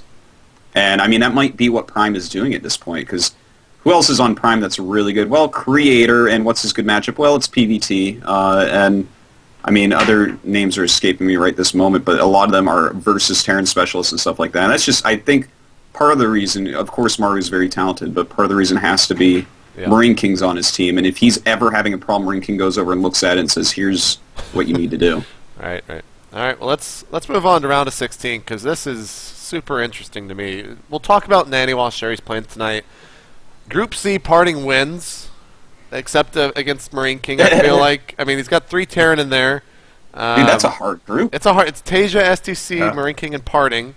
And then you look at Group D, and it's MC, Mario, Oz, and Squirtle. 1 Terran and 3 Toss. With, I guess, Oz wins that. I'm not... Squirtle also played some on IPL, so there's no guessing that. Yeah, and MC's MC, and Mario's on a roll. So those C and D, I think, are the more interesting groups. But then you look at B, it's got MVP, July Hero, and Leenock. That's pretty. That's actually a hard group to pronounce. I mean, that could go anyway, honestly. This is bad for the round of Zerg. 16 is always like this, though. But yeah, all of the groups are hard as hell to pick. Except, I mean, the one person we know is in round of 8 is Parting. Yeah. There's no way. But actually, to be fair, he's going to be landing the day before from MLG, so he might be a bit jet lagged. It might be hard on him. Marine King, though. So Marine King. That's true. So maybe STC and dude, the STC you can't underestimate. He's like really smart. Like people forget that he got second at that MLG like a few MLGs ago, and he's actually just really solid and really smart. So, and I mean, Tage is just up and coming and really good too. I don't think Tage will get out of that group though. Sheth, you were talking about the Zergs, the only 2 Zergs being July and Leenock in the same group. What?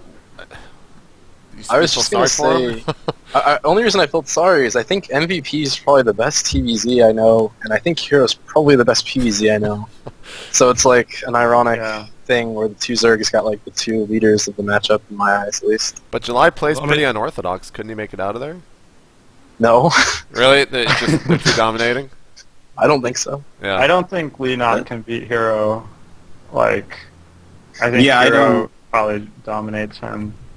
I think that, I think you guys are right that MVP and Hero probably get out, but I could see Leenock getting out. Because I don't like this group for July, though. You guys are completely right on that. I don't see July. I think July will get last in that group, unfortunately. It's just so scary for the Zergs. Why couldn't they have gotten the less scary? It was Hero that threw Leenock in there, right? In the group drawings? Am I stating that correctly? Did you guys watch them? It should have been. I think that's how the group drawings go, but I don't watch those. Yeah. I didn't watch it. I mean, they're pretty boring to watch to begin with. They're all in Korea, so watch, guys. Group A playing tonight. Genius, Naniwa, Supernova, Virus. Of course, everyone will have their eyes on Naniwa. If he's able to win here, he will tie. No, General made it round of 4, right? Yeah. He will tie Idra Huck in round of 8. I believe so. Okay, so that'll be the farthest. Well, right now he's in company, I think, of 4 or 5 foreigners that have made it this far in the tournament. So, does he have a chance, guys, in Group A? He has a chance. Yeah. Okay, here's another. Will he actually make it out of this group? I think he has a better chance to make out than Virus. I think Virus is the weakest link here. I think Genius is the smartest player in the world right now, maybe. Really? I think that's going to be really hard. I think Genius is, the best Protoss in the world right now is either Genius or Parting. Any other opinions are void. Genius is like unbelievably smart and has this really mind-gamey style, but very solid. Yeah. I think Genius will probably make it out of this group, and then I think it might be between Nano and Supernova, but I don't know. These groups are too hard to predict. Tyler, Sheth, you guys want to take a stab at any of the groups? Because Dan's actually just not going to do it. Losing his mind. Yeah, he's just I don't know what to do, guys. I love these players. I think Naniwa, I hate how everyone discounts every PvP that's played and is like, oh, wasn't any skill. Like, Huck plays a lot of PvPs and gets deep into a tournament and everybody's like, well, Huck just rode the PvP train. It's like, no. Like, okay, 2 years ago, PvP was wild, but a lot has happened since then. It's still pretty wild. Mirror matchups, I think, are always going to be weird, and weird things are going to happen, and luck might come into play more in mirror matchups than the other matchups. But PvP takes a lot of skill right now. It's undeniable how much micro it takes, and there are a lot of decisions to be made. Sometimes you'll get a player that just goes for something. Yeah, he just chose that build. He didn't have to judge anything during the game. He just did that build as best he could. That doesn't happen very often. Usually people are making a lot of adjustments during games.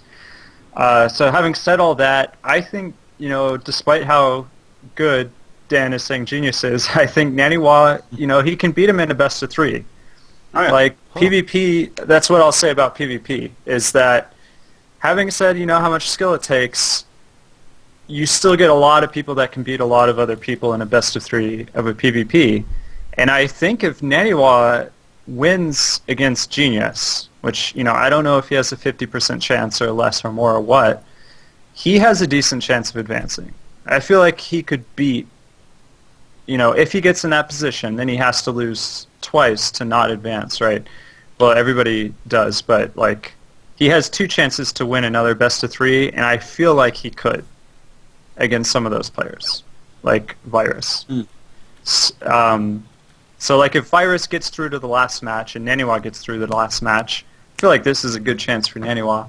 But if Naniwa loses that first match, it's, he's obviously going to be fighting uphill battle. But I see a way through this for him. Like, I feel like if he was playing Supernova first round, I'd be a little more scared for him. But playing Genius or Virus, which he's not, but either of those 2 players, I feel like there's a way through. It's a good way to say it. Yeah. Sheth, do you have any thoughts on any of the groups? I know that we've actually just sucked at predictions because we're all unwilling to make them. Well, I think Group D, I actually think Squirtle and Oz are my 2 favorites. Sorry Maru, sorry MC. Oz and Squirtle's PvP is pretty sick, from what I can tell. And I don't know if Maru's ever been on a stage as big as Codes Round of 16. Yeah, Good point. That's very true. I do want to say about the PvP of these 3 players. I love that. Normally, it's not what I subscribe to, but I love how MC will actually be like, all right, we're relatively even, or I have a tiny lead or something. I'm going to make the best unit composition you can off 2 bases and attack you.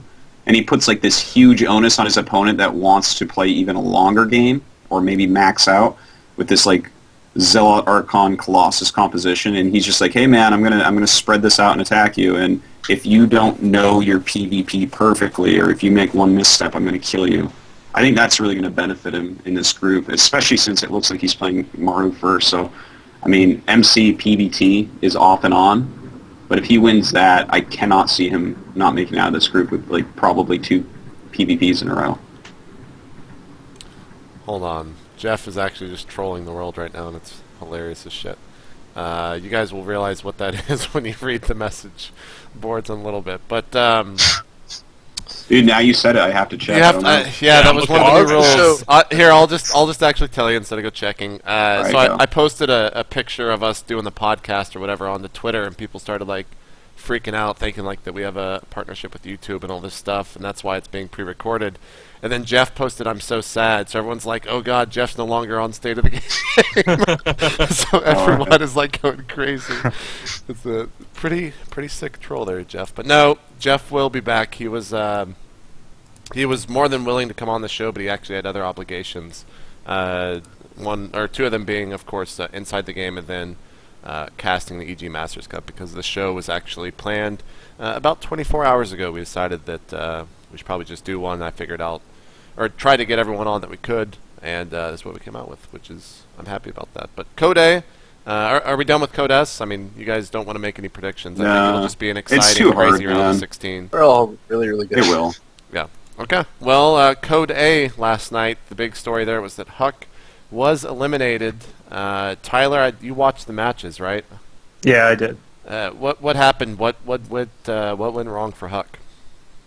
I feel like the first game was kind of a normal game. He put some pressure on early that didn't really help him too much.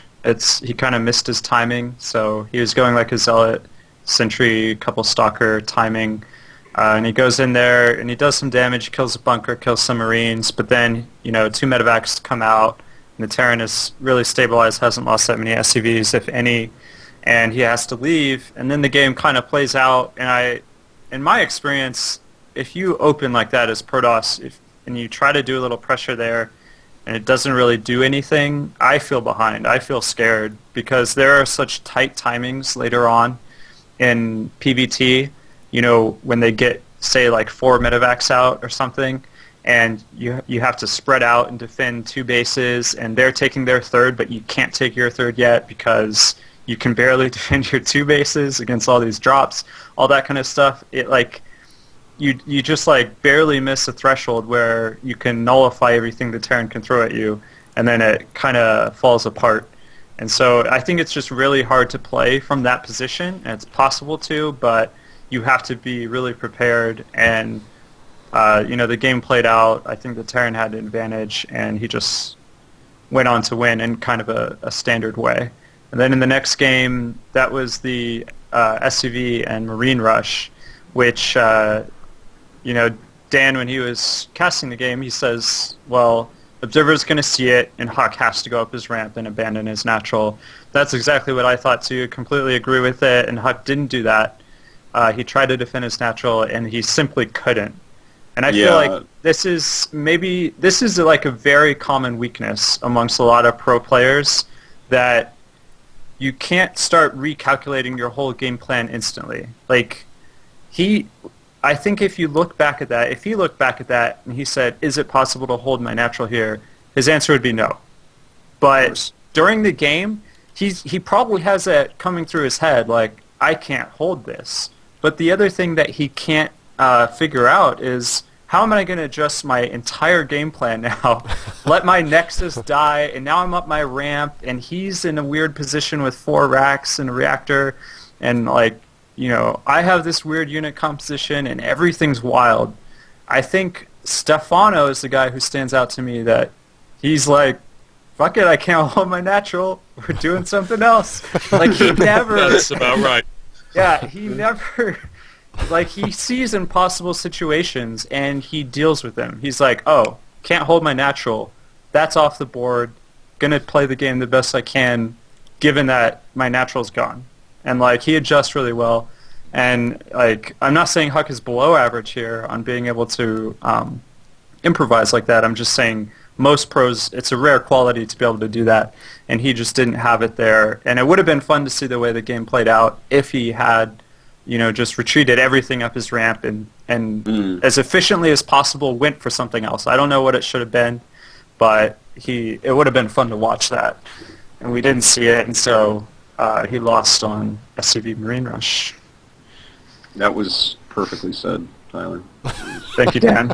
I mean, I don't know if I have much else to add to that. Yes, pro gamers overall are terrible about that. How many Protosses do we actually watch just lose a battle at a Nexus? Happens all the time. What happened? Nexus is only 400 minerals, guys. It's 4 Zealots. Just run away. We were actually talking about that the other day, or it might have been last night, Dan, with MKP and Oz in the show match that played. Worst match ever. Game 1 of that match, basically Oz was on 2 base against a 1 basing Marine King who had, I think, 1 or 2 attacks that failed. Yeah. And Marine King's like, fuck it, I'm sending every single SCV I have and trying to kill Oz, and he actually he won. Because Oz stayed and tried to fight his Nexus. I understand Oz thinking he was going to win that battle, because I was looking at him like, it's a little bit close. But yeah, overall, Protosses need to practice giving up their Nexus more often, I would say. It's good to practice being brave and like microing your heart out. But I don't know. Tyler and I think, are more strategically oriented, where it's like, well, what is your weakness in killing my Nexus? You sent all your SCVs and you have no tech. So I'm going to walk up that ramp and kill you in another way. Whereas a lot of people are like, well, my micro's really good. I think I can hold this. Where it's like, oh, I don't leave it up to that, man. I hate that style. But Tyler, I didn't watch the games. What was Huck doing? He was 2 basing, but was he on Robotech yet?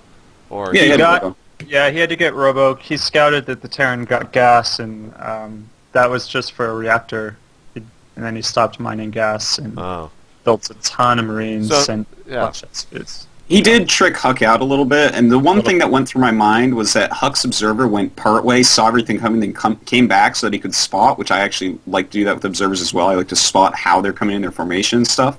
But he may have, in the heat of the moment, thought that his opponent had a command center as well at the natural. Okay. Just like a miscount. He's like, oh, this is really weird. Why does he have these many units? SCV's coming. Is this a 2-base craziness? And that's the one thing that I was like, oh, maybe he thought that. But I think Tyler's more right, where it's the way he explained. I'm not going to try to re-say that beautiful statement. All right, we'll go listen to that statement for Artosis' thoughts right there. And tune in to GSL Code S tonight. What time is that going down, Artosis? I guess standard time. Yeah, it's actually, off the record is coming on too. I have to leave in an hour. Who's the player this week or Boom Boom. Who? Boom Boom. Oh, okay. Boom Boom Prime. Gotcha. I love the MC episode of that. By the way, it was Max Awkwardness. Actually, the live one that TotalBiscuit just did was really good. We switched around a lot of stuff, so people go check that out. It was actually a lot of fun. TotalBiscuit had a lot of fun with it. Gotcha. All right, well, let's move right along to another tournament. NASL Season 3 has started, and it is a breath of fresh air there for NASL. It is night and day difference from NASL Season 2. Bitterdam is doing incredible. Greedtorp is doing incredible himself. Their new caster Frodan is doing a great job. I love their little segments that they're throwing in to kind of spice up the match back to back to back every night. It's really an awesome broadcast compared to what we had seen in NASL Season 2 and 1.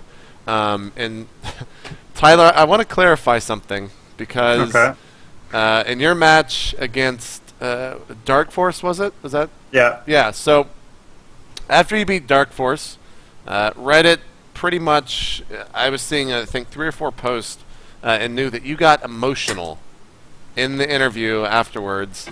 And I watched the interview, and all you did was smile profusely. So, what was, I mean, you were obviously in a great mood taking out Dark Force like that. He's a great Zerg, but what were people, I mean, in your opinion, what were they so were they overhyping that in a sense, or was it that big of a deal to you? What are your thoughts on that? That's maybe a little bit overhyped, but I don't know. I was really happy. It was kind of infectious happiness, maybe. Yeah. Okay. I can't really explain it any other way. Maybe, yeah.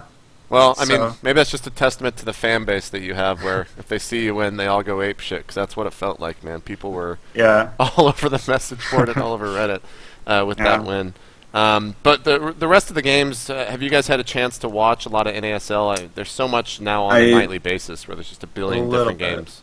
I've watched 90% so far. I've actually been watching a ton of NASL. It's really, they've stepped up so much. Yeah. It's a lot of fun to watch right now. The production is so much better than ever before. Yeah, it is. And I've always liked to watch Mr. Bitter and Rotterdam. Yeah. Those are 2 likable guys right there. Well, I feel like they just have fun when they cast. Like, they're casting the match, but it's just like they're just 2 guys chatting as if the camera's not there. That's the commentary that I like, is when people are actually just kind of having a conversation watching StarCraft. Right. I like them. Yeah. It's kicking ass though. Not a lot of great games yet.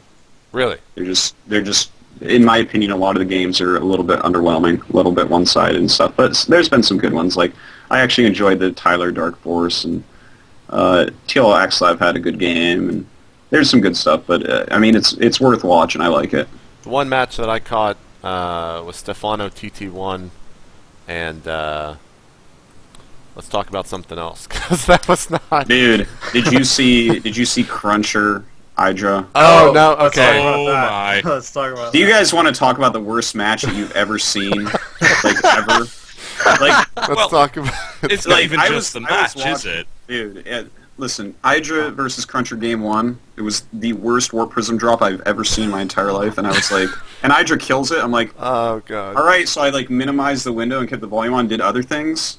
And there's another email from Complexity. Thanks, Dan. Yeah, I mean, and then Hydra, like, this is why players have rules where they're like, all right, when you get this far ahead, this is what you do every time, but he didn't do it, you know? Yeah. And then the next few games he did, and that's, like, how it went. First game, he's like, I'll just kill him with Hydras and Roaches. I would just want to end this quick because he's bad. And that match was so bad. And it was so hyped, too, and I was just like, this can't be good. Cruncher's been inactive too long. Who did... It wasn't hyped for those reasons, and you know it. Who did Huck I guess to? I guess so, but he lost to I Rain? like games, man. I don't care about drama. Huck lost to Strelok. Oh, okay. Was that two? It wasn't good 0. games. It was not good games. Okay. Those two. Yeah. But you know, Idra dropping a game in a cruncher matters in NASL, because if you win 2-0, you get 2 points. If you win 2-1, you get 1 point. And if you lose 1-2, you lose only 1 point and if you lose 0-2, then you lose 2 points. So it's really every game matters, and I guess people are going to assume that most of the people in that group are going to 2-0 Cruncher just while he gets back in shape, and Idra missed out on that point that most other people are going to get. So Cruncher took a point away. It's significant. It is. He has to be happy with that outcome. I don't think Well, he can't think he was going to win that when he's been so inactive. So that was definitely significant. But still, the series itself was painful. Can you imagine if Don't Cruncher watch won, did another smiley face? Yeah, can you imagine Reddit would well, actually... the smiley face happened, but it wasn't from him. Yeah. Can you imagine what would have happened to our poor friend Idra? It would be bad, guys. Let's not even think about it. EG probably would have kept him on his team, but Jeff would have just kicked him out of the house. He wouldn't have allowed him to live there in the house any longer. That's actually what would have happened. So we've actually got some more matches coming up. What are their streaming days? Is it Monday through Friday? Do they do Saturday and Sunday? I don't Is it on know. the site? I think that's it. It doesn't say in TLPD. They Unless they they've broadcast changed it over the from last weekend. season. Yeah. They take 2 days off usually, but it's not Monday, Friday that they usually run. But that was based on the other 2 seasons. They may have changed it now. Might be like So Monday, coming Tuesday up- they have off. Coming up, yeah, it's Wednesday through Sunday. Monday, Tuesday are off. Gotcha. Just like you said. That's how they're doing it now. Alright. Gotcha. We'll tune into that. I'm sure it's on right now as we're actually recording this, so we are missing some games, but it's a lot better, guys. Give it another chance. I know you guys did that in Season 2, but really, give it another chance for Season 3. It's quality Yeah, stuff, they've man. ranked it up. It's They really really good. have. Yeah, it's a lot of fun. Yeah. So let's move on now to some, I guess we're going to call it Afterthoughts IPL4. We talked about it at the PAX panel that we did, but it wasn't a proper state of the game there. So I guess the newest news coming out of IPL4 was the fact that they came out with there was a post today from MarketWatch.com, I believe is the website, saying that IGN Pro League is now the biggest esports league, delivers largest single event in North American esports history with 346,000 concurrent viewers for the IPL4 tourney in Las Vegas. And let me just start this off by saying it takes a lot for Jeff to actually say that League of Legends is doing good things for esports, because that's what he said on Inside the Game today. He finally, I don't know if he gets it or what, but League of Legends is incredible. I think if StarCraft 2 is always going to be the lesser number right behind League of Legends, I'm 100% fine with that, because it just means that the audience that League of Legends has will eventually feed off to what StarCraft 2 is offering. So that it cannot be stated more that League of Legends is just a huge, huge thing. And, I think MLG said it really well with IPL. Like, StarCraft 2 needs competition. We'll both get better from it, and it's perfect for that. Yeah. I mean, if we keep You know- one-upping each other's viewer count like that, then fuck it. Let's keep competing with one another, because that's what we really need to do. Well, Yeah, I I'm- think the sorry, Dan, No, go ahead. please, you first. I talk all the time. Oh, I was going to say on the subject of League of Legends, obviously outdoing StarCraft 2 in terms of concurrence, is the fact that it's hardly the first time that we've seen a esport like that do the same thing.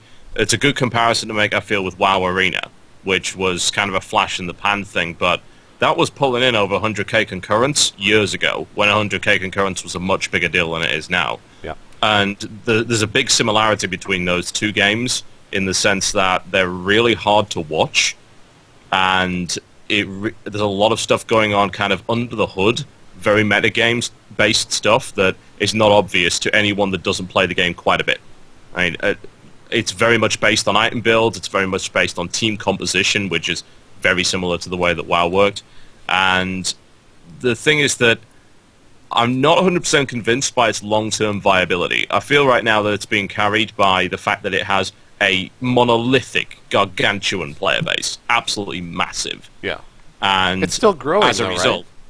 Yeah, of course it is. I mean, it's... and I think it's going to continue to grow even when Dota 2 comes out, as much as people will say otherwise, like everyone's going to quit LoL. That's not going to happen. Yeah. I think HON's probably going to go the way of the Dodo, but LoL isn't the same game as Dota 2. It never will be the same game as Dota 2. So it's this massive player base is feeding its current popularity. I think the good thing to say is that StarCraft 2's got a much smaller player base in orders of magnitude, but we have more enthused esports fans for StarCraft 2 than we have esports fans for League of Legends. That's just a fact. Yeah. You've got, I think LoL was saying something ridiculous, like 35 million accounts at the moment. StarCraft 2, nowhere near that. But we're still getting these big concurrent numbers. And I feel that I don't think that League of Legends is going to have years and years of success in terms of esports. I think that it's going to be a period where people are enthused by it, as long as they're still enthused by playing the game. Whereas with StarCraft 2, you've got plenty of people that don't play the game anymore. Ladders are shrinking, leagues are shrinking, in terms of people just going on to Battle.net. And yet we still have these big audience numbers that are actually growing. So that's something that you won't see in LoL. I think once you leave LoL, you lose all interest in watching LoL. I stopped playing LoL about 7 months ago. I'll probably start playing again, because I just hit 10,000 referrals, so supposedly I'm going to design a champion or something, but that would be interesting. But assuming that ever happens, one thing I will say about Riot is they're really, really slow at getting anything done. Anything. Including getting, functional replays, functional spectator, took about a year and a half. But, yeah, I just don't think that it's going to carry its audience for a long period of time. As soon as you stop playing that game, you probably stop watching the casts. You probably stop watching League of Legends entirely. Yeah, that's really well said. You guys are so smart. I don't even need to be here. But just talk about LoL more. I could be on the show all the time. That'd be great. LoL I don't play is... the game anymore. You're very right, though. I mean, it doesn't matter. People are like, oh, StarCraft 2 is dying. How many times did we hear this in StarCraft 1?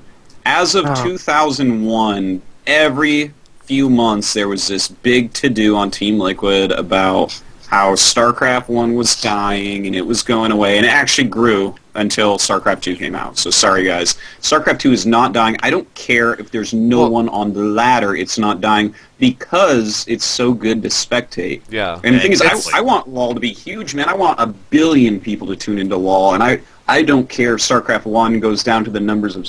I mean, StarCraft 2 goes down to the numbers of StarCraft 1. I don't care.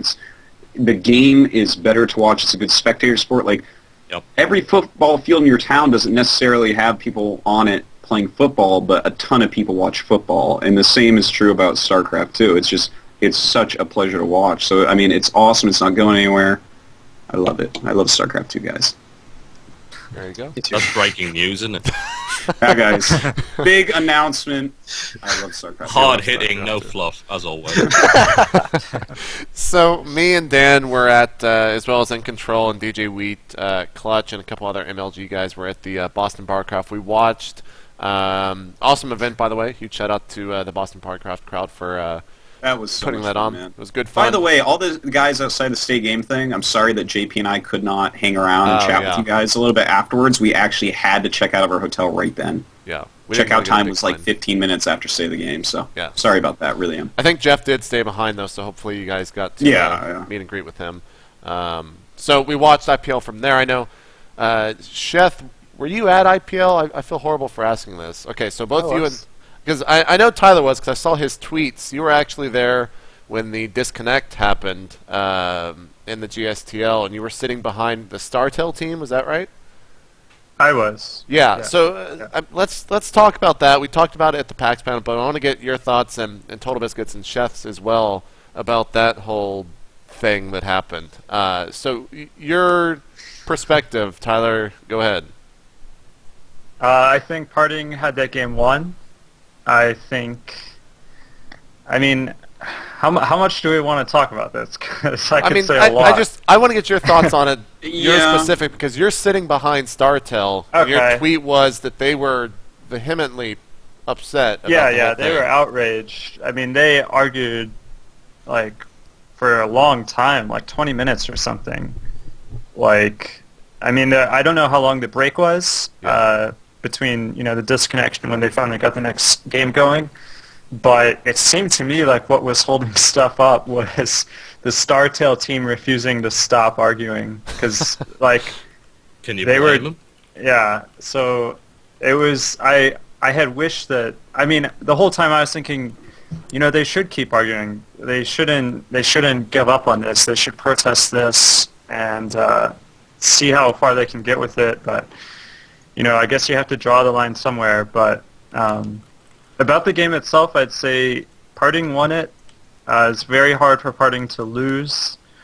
I think I somehow I have a way different philosophy, I guess, on disconnects than the whole rest of the world, because I hate the fact that everybody is so focused on the losing player losing their 2% chance to win, and nobody gives a shit about how the winning player has gone from 50% chance to win at the start of the game to 98% chance to win at the end of the game, and you're like, oh, well, I don't want to, throw away that 2% chance. That's not fair. He could have won. When, you're throwing away this 48%. I talk to a lot of people, and there's a lot of people that say you can only award a win if you're, very close to 100% sure. And I would go as low as 95% sure, because I hate throwing something away, but the fact is the game got thrown away. And if the game was long enough, here's the thing: if the game was long enough for somebody to prove that they were playing better in the game, then I think you can put more weight onto the game. So in this example, it was a long game. There were a million fights. And we saw how the momentum shifted in Parting's favor, to the point where, you continually saw MKP attacking with a supply advantage and Parting holding on. Parting still expanding, Parting holding his fourth. Every single time Parting would hold, and then Parting started pushing the fights out to the middle of the map, and then Parting won some fights in the middle of the map, and all of a sudden Parting has a supply advantage. And his economy is going strong. MKP had all orbitals. He was going for a very mid-game strength timing, where he's just saying, look, this map is really open. All your AE damage sucks. I'm just going to get Marine Marauder medevac and constantly attack you and try to finish the game. And he couldn't. He was mining at a way faster rate than Parting was earlier in the game, and that's when his chance was to win, and he didn't win then. And Parting was coming back. Parting's upgrades were slower, I think, too, so that was an advantage that was going to come to Parting.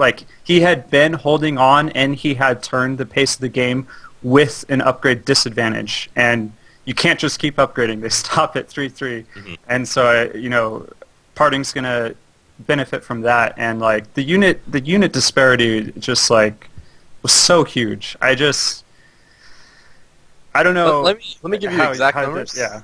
Okay, let's hear the numbers. I'm completely agree with Tyler here. The numbers were this is what we found out. There were 3 Marauders on the field, something like 16 Zealots, 6 Templar, and 6 Stalker. Yeah. And then the only production capability that he had was something he could make 8 Marines, 8 Marauders, and even we'll say 12 and 12.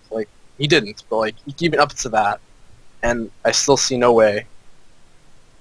Yeah, I would say something. Or go ahead, Tyler. It's just extreme. It was just extreme. Yeah. And I feel like the pace of the game was just like I was saying, that Marine King's power was going away. He kind of lost his opportunity, and that's what his whole strategy revolved around. And Parting just had this kind of steady power curve during the game, where he's just defending, and if he can hold for long enough, then he can counterattack and win. And that's what he was doing, and luckily the big fight happened that could prove that now he was going to win.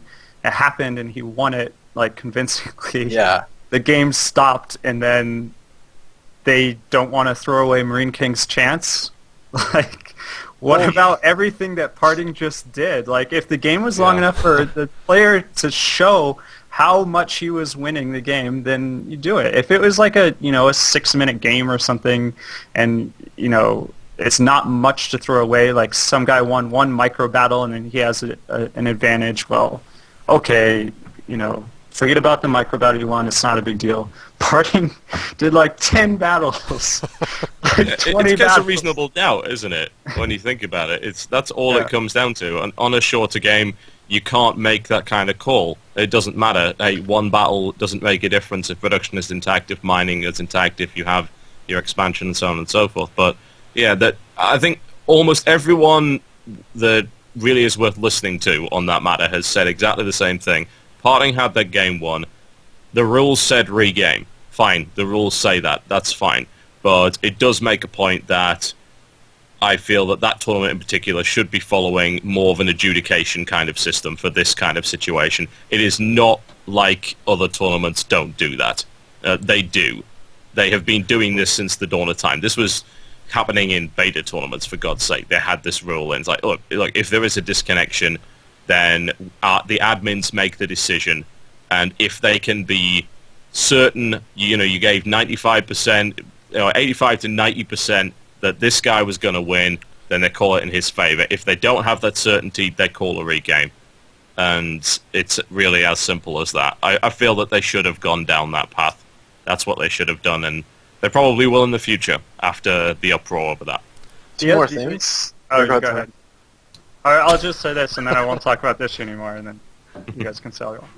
The other thing I think about it, not just from who is winning the game, who deserves the win, should it be a regame or not. When you think about psychologically how the decision affected the players on StarTale, it was devastating. That decision, the admin basically made it impossible for the rest of the StarTale players to play their best. Parting played way worse in the rematch. He messed it up. And then the two other players that followed played really bad. And then Curious, I think, just straight up lost to MKP a little more normally. But I feel like the other games were just MKP playing solid, but not dominating his opponents. I feel like every loss from StarTale there on out was them messing up, basically, like Bomber, completely misjudging how far ahead he is in the game. So the point is, you have to. I mean, I don't know if you can say, well, if all these players are gonna be so pissed that they can't play StarCraft, well, we have to give them a favorable ruling so they don't get pissed. Obviously, that's not fair. But the point is that the decision that they made ruined the finals.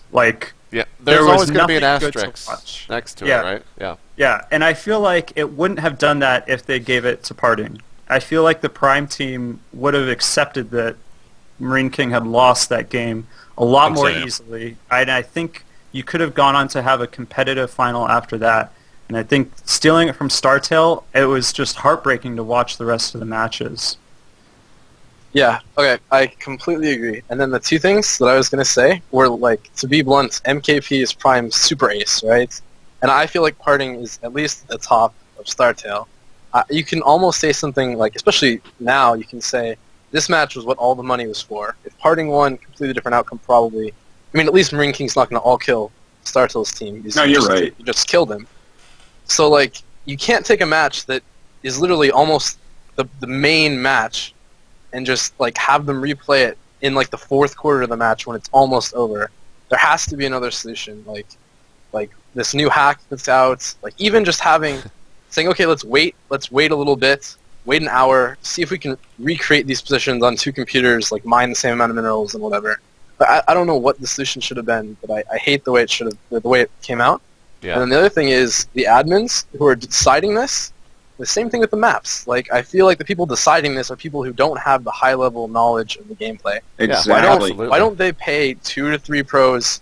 Don't even pay us. Just, go ask Tyler who's sitting by StarTale. They're like, hey, what did you think? You're Protoss and you're way better than me. Well, that's what they used to do, what do you got? Didn't they do something like that at WCG? You can do that in small esports. In small esports, that works. In StarCraft 1, man, I ran a bunch of tournaments in StarCraft 1, and there was a line in the rules, Artosis has final say. And no one ever complained because, I knew what I was talking about. But it's so arbitrary for them to go out to the crowd and ask Tyler, right? Yeah. It's it's too arbitrary. No, I know. That's the dilemma that they're in because, there's no one smart enough to make these decisions works in these things because, of course, you couldn't pay him enough because you're busy being a pro gamer or a commentator or whatever, right? So, it's a terrible dilemma. It's actually really sad because, of course, we all know as players that Marine King was dead. I mean, Parting wins from there. But there's no good way to fix it either. There needs to be I don't know how they would go about fixing that. Yeah. To think of somebody that's not. It needs to be a discussion, arbitrary. Doesn't it? Yeah, it does. This doesn't need to go away. This needs to continue to be discussed, and all possible avenues need to be investigated, including on the technical side. This hack needs to be looked at. It needs to be seriously looked at. Oh, I'm sure they investigated it or contacted him or something. I would be very surprised if they did not. So. Well, they're certainly aware of it. Yeah. But I think that's a good note to leave it on. Also, Adam, I just want to say I'm pissed at you. You just leaked shit on the Losers Bracket podcast. MLG and CBSi will have a booth together at E3, hence heavily at Heart of the Swarm being playable, and Brood War Pros in Anaheim. So, okay. Really? All right, there's that. Thanks for saying that on the other podcast, Adam. Let's. We didn't grill him hard enough. I guess We could've not. got more. I guess not. I guess we needed Jeff here to keep grilling him. The other thing I want to talk about from IPL4, of course, the LAN issue was one of the biggest subjects from it, but the other one was Scarlett, who actually just got signed to Team Eclipsia. See ya. Kind of a... Is this a... I don't know anything about this team, so Artosis, do you have that story? I looked vaguely at the team because they made some like terrible April Fool's jokes. By the way, yes, internet community, cut the shit, man. This is getting so old with April Fools. I do not even check the internet on that day anymore because so much stupid stuff comes out. And then when the one real news comes out, I'm like, well, I guess that's not true.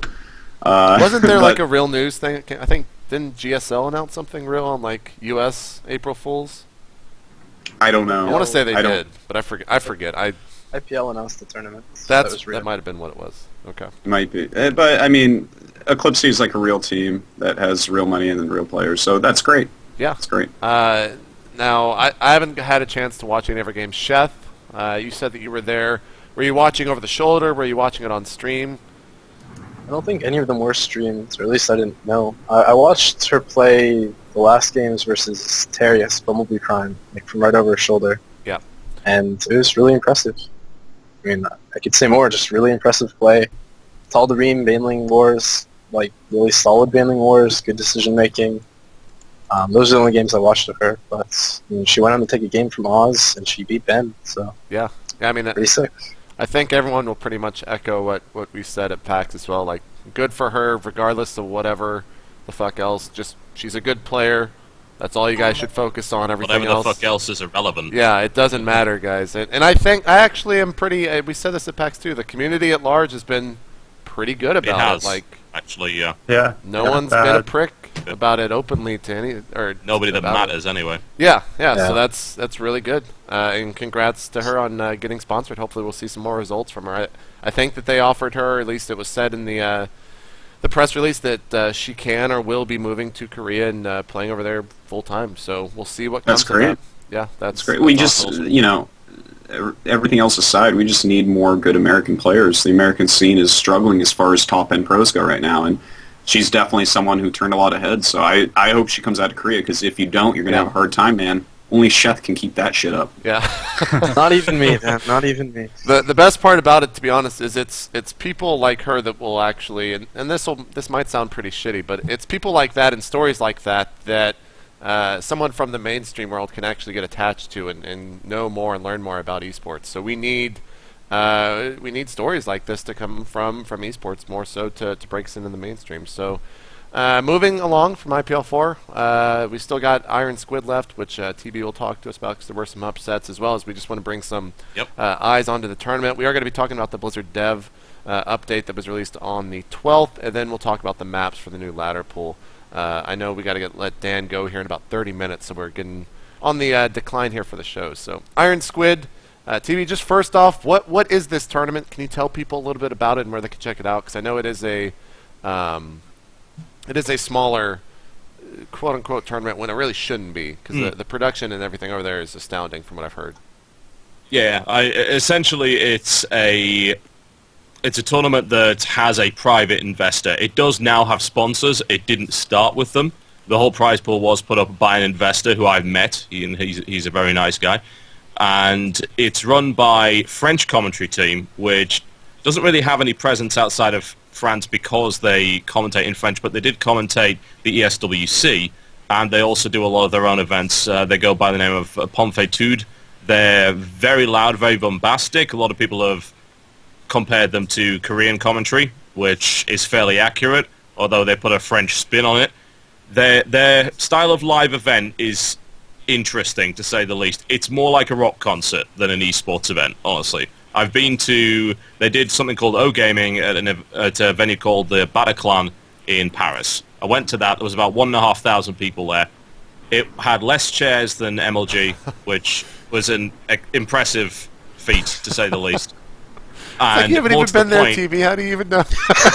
I have sources. Okay. I have sources that tell me these things. Gotcha. I have spies are everywhere.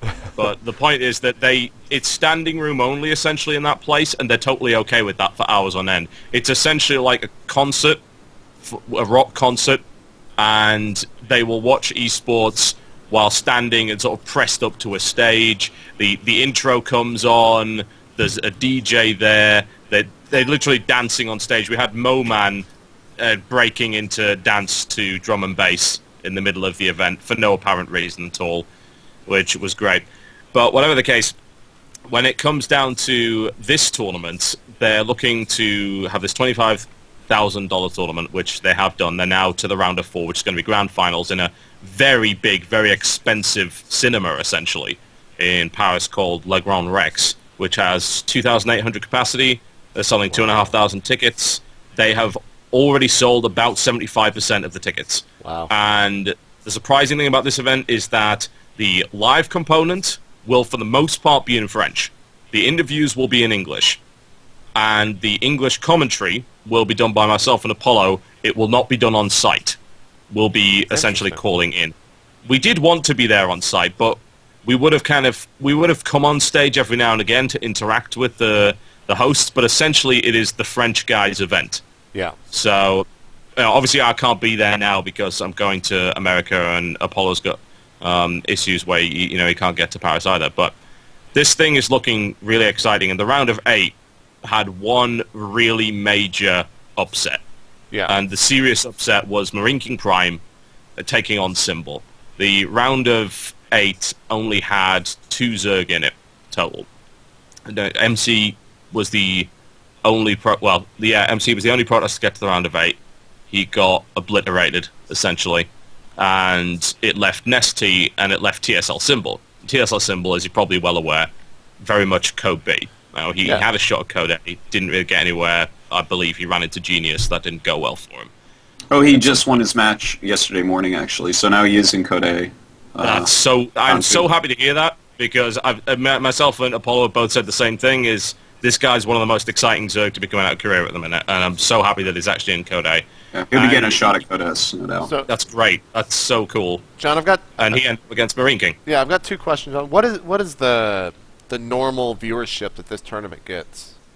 Do you happen to know? I do, actually. It's concurrent-wise, I would say that it probably has slightly more than what NASL is currently getting in terms of the English stream. But there's also a French stream which gets about maybe 75% of that concurrent as well, of pure French viewers. So, the tournament has a problem. Yeah, what's that?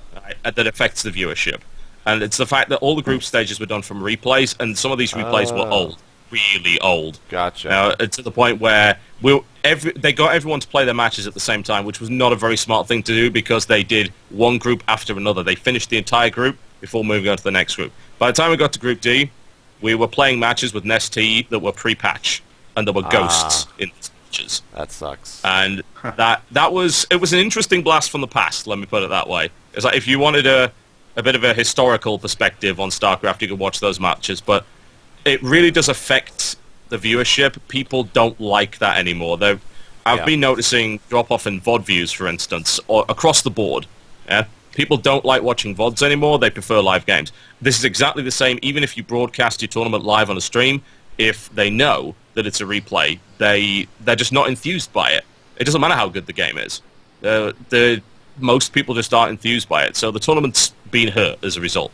So you're getting maybe 8 to 12k concurrence on a Wednesday and on a Sunday show. I mean, it's not bad. I was just looking at the player lineup, and this is a really stacked tournament. Yeah, the groups were stacked. The round of 8 was MC Alive, Puma MMA, Jockey Nesty, and Marine King Symbol. Symbol obviously probably being the lesser known player there, but in a field of GSL champions, just incredibly well known players. So,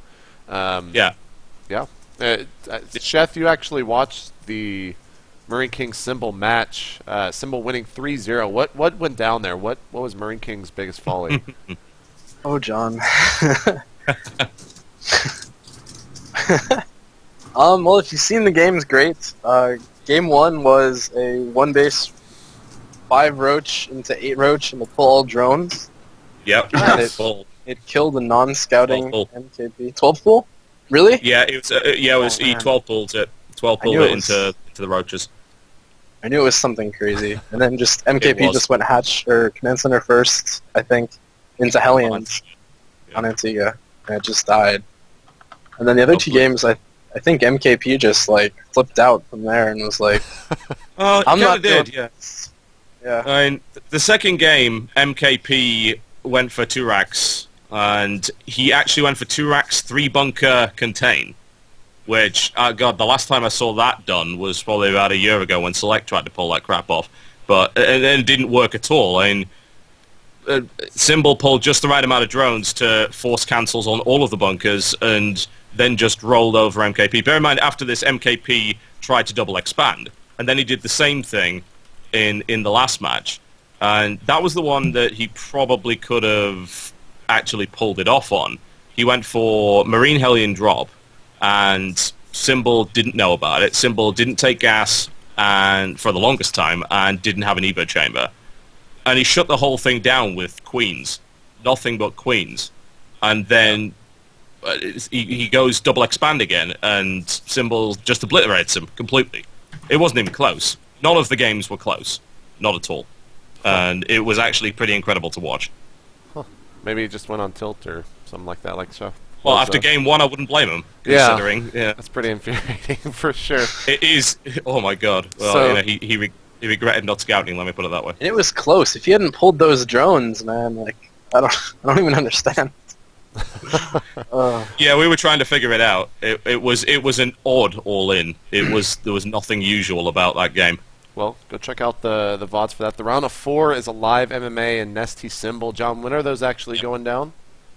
The 5th, and that's going on live, and it's going to be an all-day thing, because they're going to be having more than just the round of 4. There's going to be some fun show matches, and knowing the guys over in France, they'll be putting on a show. That's going to be a serious show, and even if you don't understand French, you really should at least tune into the French stream once in a while, because anyone that watched the French stream for Iron Squid knows they had an amazing studio that looked like it was a submarine under the sea in the 1960s. That's pretty ridiculous. And it was pretty awesome, and their production value was spot on. They had live music, and they really hype beyond hype. So incredibly good. Sick. So I'd highly recommend checking it out. We'll tune in to that. 2 more things here. We have the Blizzard Dev update for Heart of the Swarm. We'll spend, we got about 20 minutes left, so we'll spend probably 10 or 15 on this. Go down by race. So starting off for Terran, the Shredder was actually removed. I'm sure if Jeff was here, he'd have something to say about that. They're a little bit unsure about the Warhand because it feels like a small Thor. So they're trying to figure out exactly what to do with that. The other thing that they mentioned was that if they do indeed keep the Thor, they're experimenting with an anti-air spider mine that would give Terrans a way to get some factory-built anti-air into small places that a Thor has trouble reaching, like near your minerals. The other thing they mentioned is that they're unsure about the factory. They want to try to add something to it, but they're not really sure what that is right now. So I know we don't have a I know what they need to add to the factory, actually. What's that, Dan? I could just throw an idea out there. They need to add a flash to the factory. Because when that guy starts playing StarCraft 2 with factory units, man, no one's even going to remember what the Marauder is. Alright, go on. That was a joke. This is a good one. You guys might not laugh, it was good though. Go ahead. You got giggle from me, man. The other thing, they said they're experimenting with an extremely long-range Terran missile launcher that can be used to break siege tank lines to make Terran vs. Terran factory-based games more dynamic. Does that need a change in your opinion? No, what that'll do is just make it so that mech can't be played, I would think. Yeah, because then you have Green Marauder Force and you break the siege tank line, you're like, and you stim and you run in and... Yeah.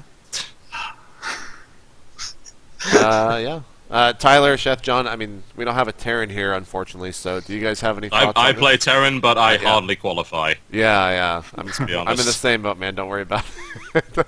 Chef or Tyler? Any actual thoughts on this, or should we just move on to Protoss where Tyler left thoughts? Yeah, I really have nothing. I can't see anti-air spider mines being applicable, but that's my only thing. Gotcha. Tyler, nothing? I got nothing. All right, let's move on to Protoss. They've got some changes in here. Was it the Replicant? Yeah, the Replicant has been cut completely. Good fucking riddance. Yeah, they said that he was causing enemy players not to build certain unit types. It was actually removing diversity from the game instead of adding diversity.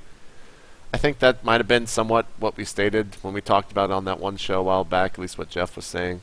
That's what most people said, I think. Yeah. The Tempest is still in. It says with the addition of the range, upgrade on the Phoenix and Wings of Liberty, we no longer feel that a splash anti-air weapon is necessarily on the Protoss, but we would like to still give the Protoss some additional firepower in the air.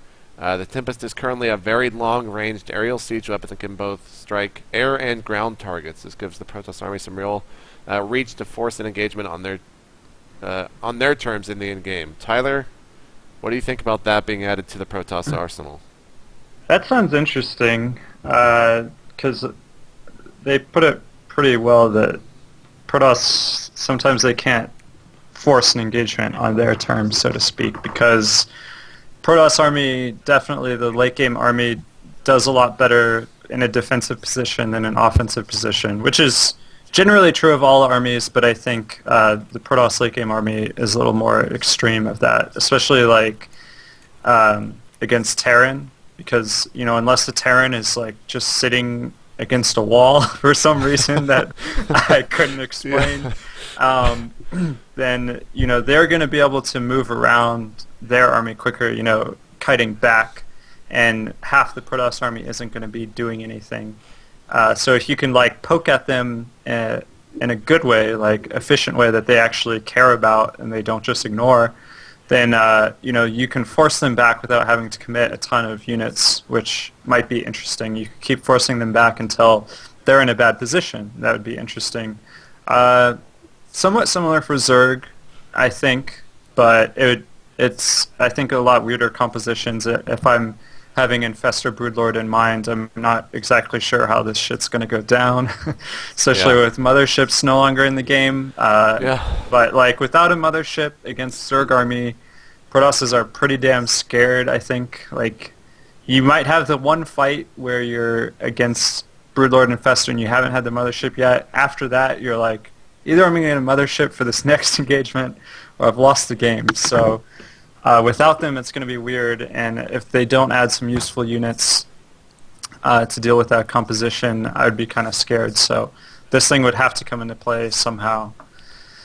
And even PvP, I wonder if it would come into play. It would just depends exactly how this unit works, how it feels, how fast it can move, what its range is exactly, how quickly it could kill certain things like a Colossus. But it could have a factor in PvP as well. Yeah. The Supreme late game of Protoss vs. Zerg and Protoss vs. Protoss, I feel like the mothership is a unit you have to have, but it doesn't feel right. It feels way too powerful. When you actually get a Vortex off, it's just stupid, and you win games you shouldn't. But if you don't have it, you get slaughtered. So I think it's good that they're taking out mothership, but there has to be a replacement. It looks like this is what it's going to be. So good work on them. And I want to point out, they did say, you skipped over it, that the Oracle is still in there, and that's the unit I'm most excited about in the expansion anyway, so I'm really happy about that. Which one is the Oracle? Is that the one that can lock down minerals?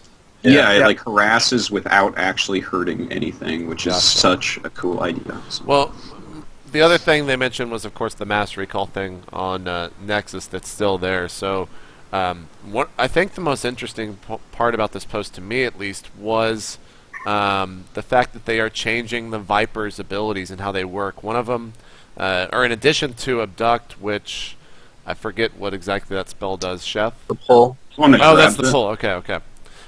They have now the ability to blind biological units in an area of effect, blinding units or casing their range to 1. That was already in there, wasn't it? It was that Dark Swarm wannabe Green Cloud. I believe that's what that was. It kind of made everything melee, but I guess range 1 is a little It bit didn't more. blind them, it just made them not able to shoot. So I think this will remove the vision too. Yeah. I'm not sure though. Oh, okay, that makes sense. The other Okay. thing is that the Viper can now regain energy off of feeding from minerals. It locks up one mineral patch and prevents it from being harvested. So if you want, you have to use the ability away from your base unless you hurt your own economy. I feel like that's a pretty... That's neat. Yeah, I mean, I guess that's the best way to put it, is that's neat. Who knows how that That's actually really gets factored into actual gameplay. But Sheth is I like that. the resident Zerg. What are your thoughts on the Zerg changes, as well as keeping the Overseer in the game? I think it's all like going to be really cool to mess around with. The Nidus one changes are pretty cool. Yeah, those are really interesting as well. Where they might have new, different Nidus. And then the whole... I don't actually think the regain energy thing is going to be that big. I think you'll just... Well, I don't know. But I think maybe they're taking the time for it's going to be a long time. I missed it But soon. the regain energy thing, actually, now that I think about it, it like locks up a mineral patch. So obviously you don't want to do it in your main bases, but No.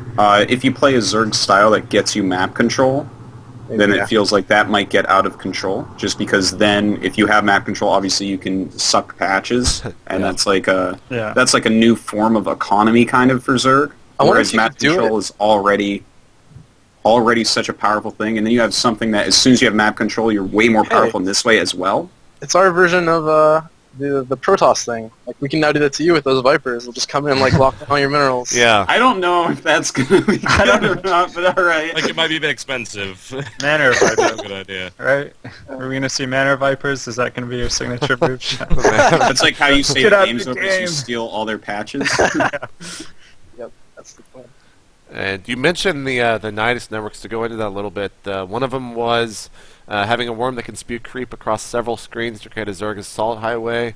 The other one is a worm that attacks only enemy buildings, meant to be used as a ground-based Zerg-based raider. So I don't know about the last one, but the first one with the creep being spread off of several screens, that seems like it could be almost kind of broken in a sense if they're able to get that much creep on the map in the early game. I guess if it's off of lair tech, it's not that early game, but Sheth, Well, we don't even know if it's lair tech, do we? I mean, there could be a that's later true. tech version Yeah. of Nidus. that's a good point. APM replaces it. Just have an Overlord highway. Yeah, and not just that, it's probably just like a ground overlord, right? So like Yeah. if you kill it, that creep probably goes away. So It's true. I guess we'll have to see when they actually show us some of this stuff. yeah, when you put something in there that's like money for what you can do with APM, it's not going to be as useful at pro levels as Sheth just mentioned. Yeah. So. So we do have one or two more items on the list. Dan, I know you only have about 10 minutes, so you want to spend 10 minutes talking about the new ladder season map and the extended map pool now that we've actually had a chance to play it. I know you were pretty excited about this. Yeah, now, while I don't like too many maps being in a tournament, it's Yep. great that they're putting tournament maps into the ladder, and you can get rid of 3 of them. It is still a pretty big map pool, and some of these maps actually should be taken out. Like, as I said before, Shakuris actually should no longer exist. We should actually not play any more games on that map as much as I love it.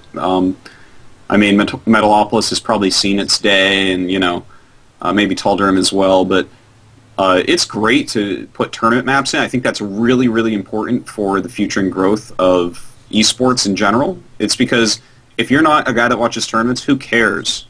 If you're just playing ladder randomly for fun and that's how you get your enjoyment, which is probably almost no one in the entire world, then you don't care what maps it's on. So that argument's gone. And then, I mean, just having it on tournament maps, you're going to feel more connected to tournaments that you watch and you play and stuff like that. And it's not only is it going to help high-end players that like want to qualify for tournaments and have to play on these maps, but just like for Joe Schmo and Diamond or Plat that just plays some ladder games now and then, if he's played Daybreak twice and he sees this area that's like interesting to him and he sees it used in the match, that's so much better than him playing on Slag Pits and then watching a game on Cloud Kingdom before, where it's there's I think no that's parallel so to draw. blunt.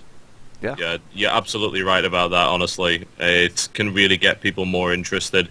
And it's not even just a case of saying, oh, well, I'm just going to take my entire strategy from this tournament now that I've seen how X player plays in Daybreak. It's like, you can pick something up, and it's not even that. Some players don't even want to learn from this kind of stuff. They just want to feel that sense of familiarity and see, well, how does the pro player play on this map? And I'll compare it to my experience, and we can have this little bonding moment in my head, and I can go back to playing with my action figures and so on and so forth. But I just imagine that's how some people are. But I think that there's definitely value there, and I don't think the disconnect between the ladder map pool and the tournament map pool really makes any sense anymore. Honestly, there's no excuse for it. Just let people play the maps as like, oh no, they're big macro maps. Okay, so they crash and burn, and maybe they veto it from their pool. Yeah. Okay, that's the biggest harm. Big deal. I think also in line with Dan's kind of for the spectators, for tournament organizers, having these maps in here that are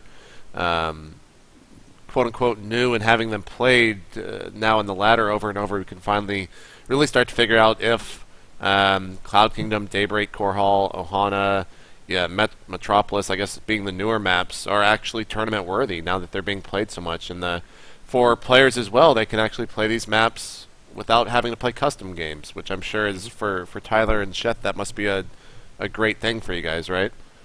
Yeah. I wish It's Entombed pretty wasn't wonderful. different in Antigua, but the rest is fine. Yeah.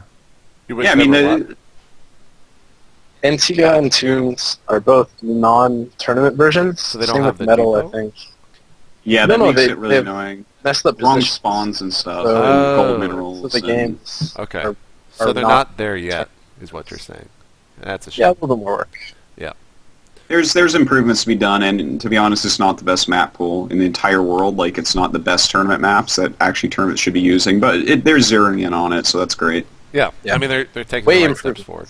Yeah. Way- Absolutely. So that will actually wrap it up here for this very impromptu state of the game. Let's go ahead and do some shout-outs. Sheth, why don't we start with you? Where can we check you out? And what are you going to be doing this weekend, Sheth?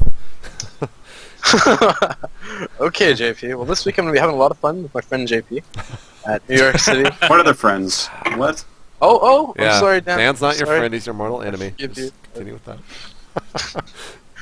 So we'll be there doing analysis, which will be pretty sweet. And then other than that, you can find me on Twitter and Facebook, just /LiquidChef. And then, of course, I've started to stream a little bit more lately, so hopefully you guys can tune in and check that out. Yeah. And then a big shout-out to, of course, the website teamliquid.net, and then our wonderful sponsors, Twitch, Little App Factory, and Razer. We really appreciate it. And Chef, actually, if you want to promote yourself a little bit more, you will be. I'm sure you know this, but you'll be streaming this weekend on the Dr. Pepper stream, giving tips to people as well. So hopefully that'll kind of get people to tune into your real stream as well. Yeah. So check that out. John, I know you're coming to America soon. Hopefully that all goes well. What else? What else have you been up to? All sorts of different things, many of them not StarCraft related, which is probably good news for some people. But actually heading down to Not for London us. this weekend to check out a bunch of different titles, including an RTS actually from Paradox called Star Void, but that's just the non-StarCraft thing. That's where most of the money is made.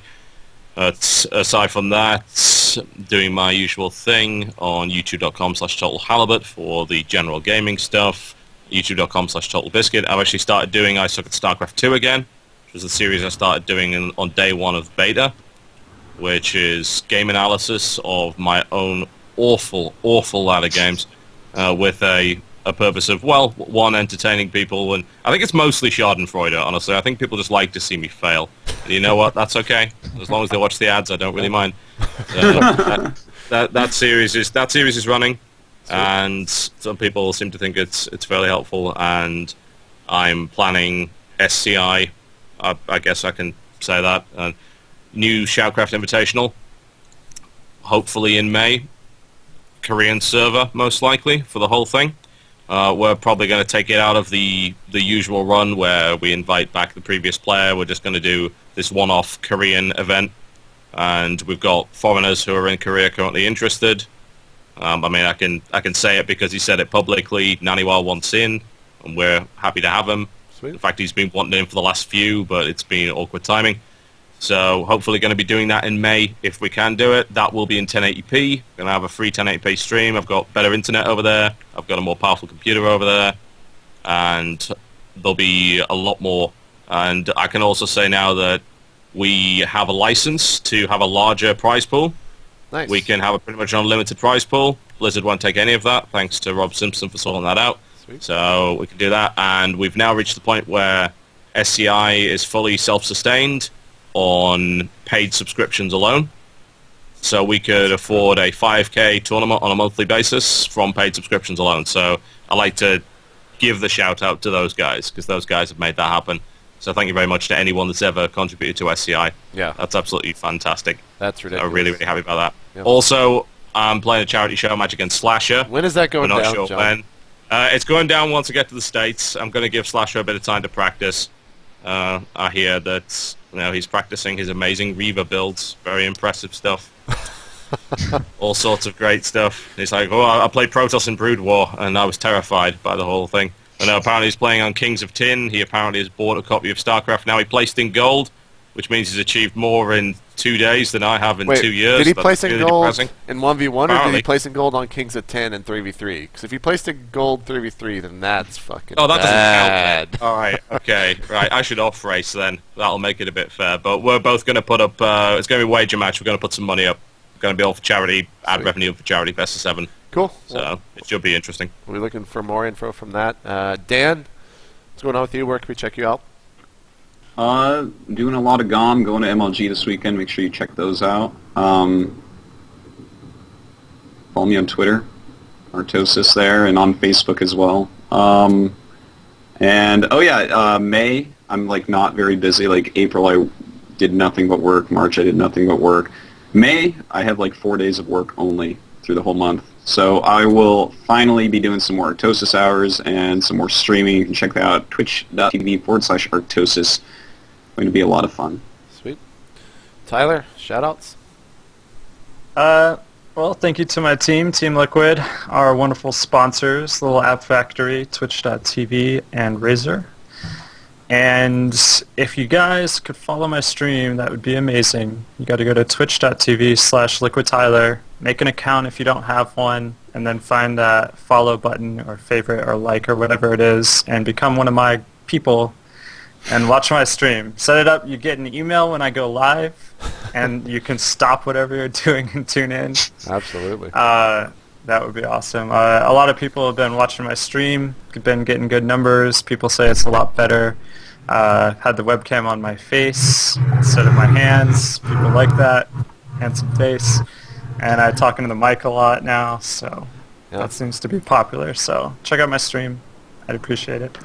Well, first off, huge apology to everyone that's listening right now to the VOD, because I just realized when I mute my mic, it only mutes it on Skype, not on the recording. So they've heard me blow my nose about probably 10 times during this cast and cough constantly, and it's been fun, guys. Thanks a lot for sticking with us for that. We'll be doing this a lot more. It will be live. The reason we didn't do this, we didn't do this episode live, was just that it adds a lot more stress. And I got to board a plane tomorrow, so it was very impromptu. Day 9 and iNcontroL are still on the show. They're not going anywhere. I didn't kick them off the show. They didn't leave the show or anything stupid like that. We'll do shows in the future. We're going to try to do them weekly. We're still a ways off from the announcement that we spoke about at PAX. So, yeah, that's about it. And again, I'm truly sorry for not actually muting it on Xsplit. That was a grave mistake that I made. But huge shout out to John. I know it's very late over there, so thank you so much for coming on. It's a little bit late, yeah. Yeah. I think the sun's coming up. 3 a.m. right now? Really? It's that late? 3:30. Okay. Yeah, it's 3:30. Well, shout out to you, and shout out to Sheth for coming on, and Dan and Tyler as well. Thanks, guys, for putting together what was a very impromptu but a fun state of the game. Hopefully you guys enjoyed it. We're out. See you next time, whenever that may be.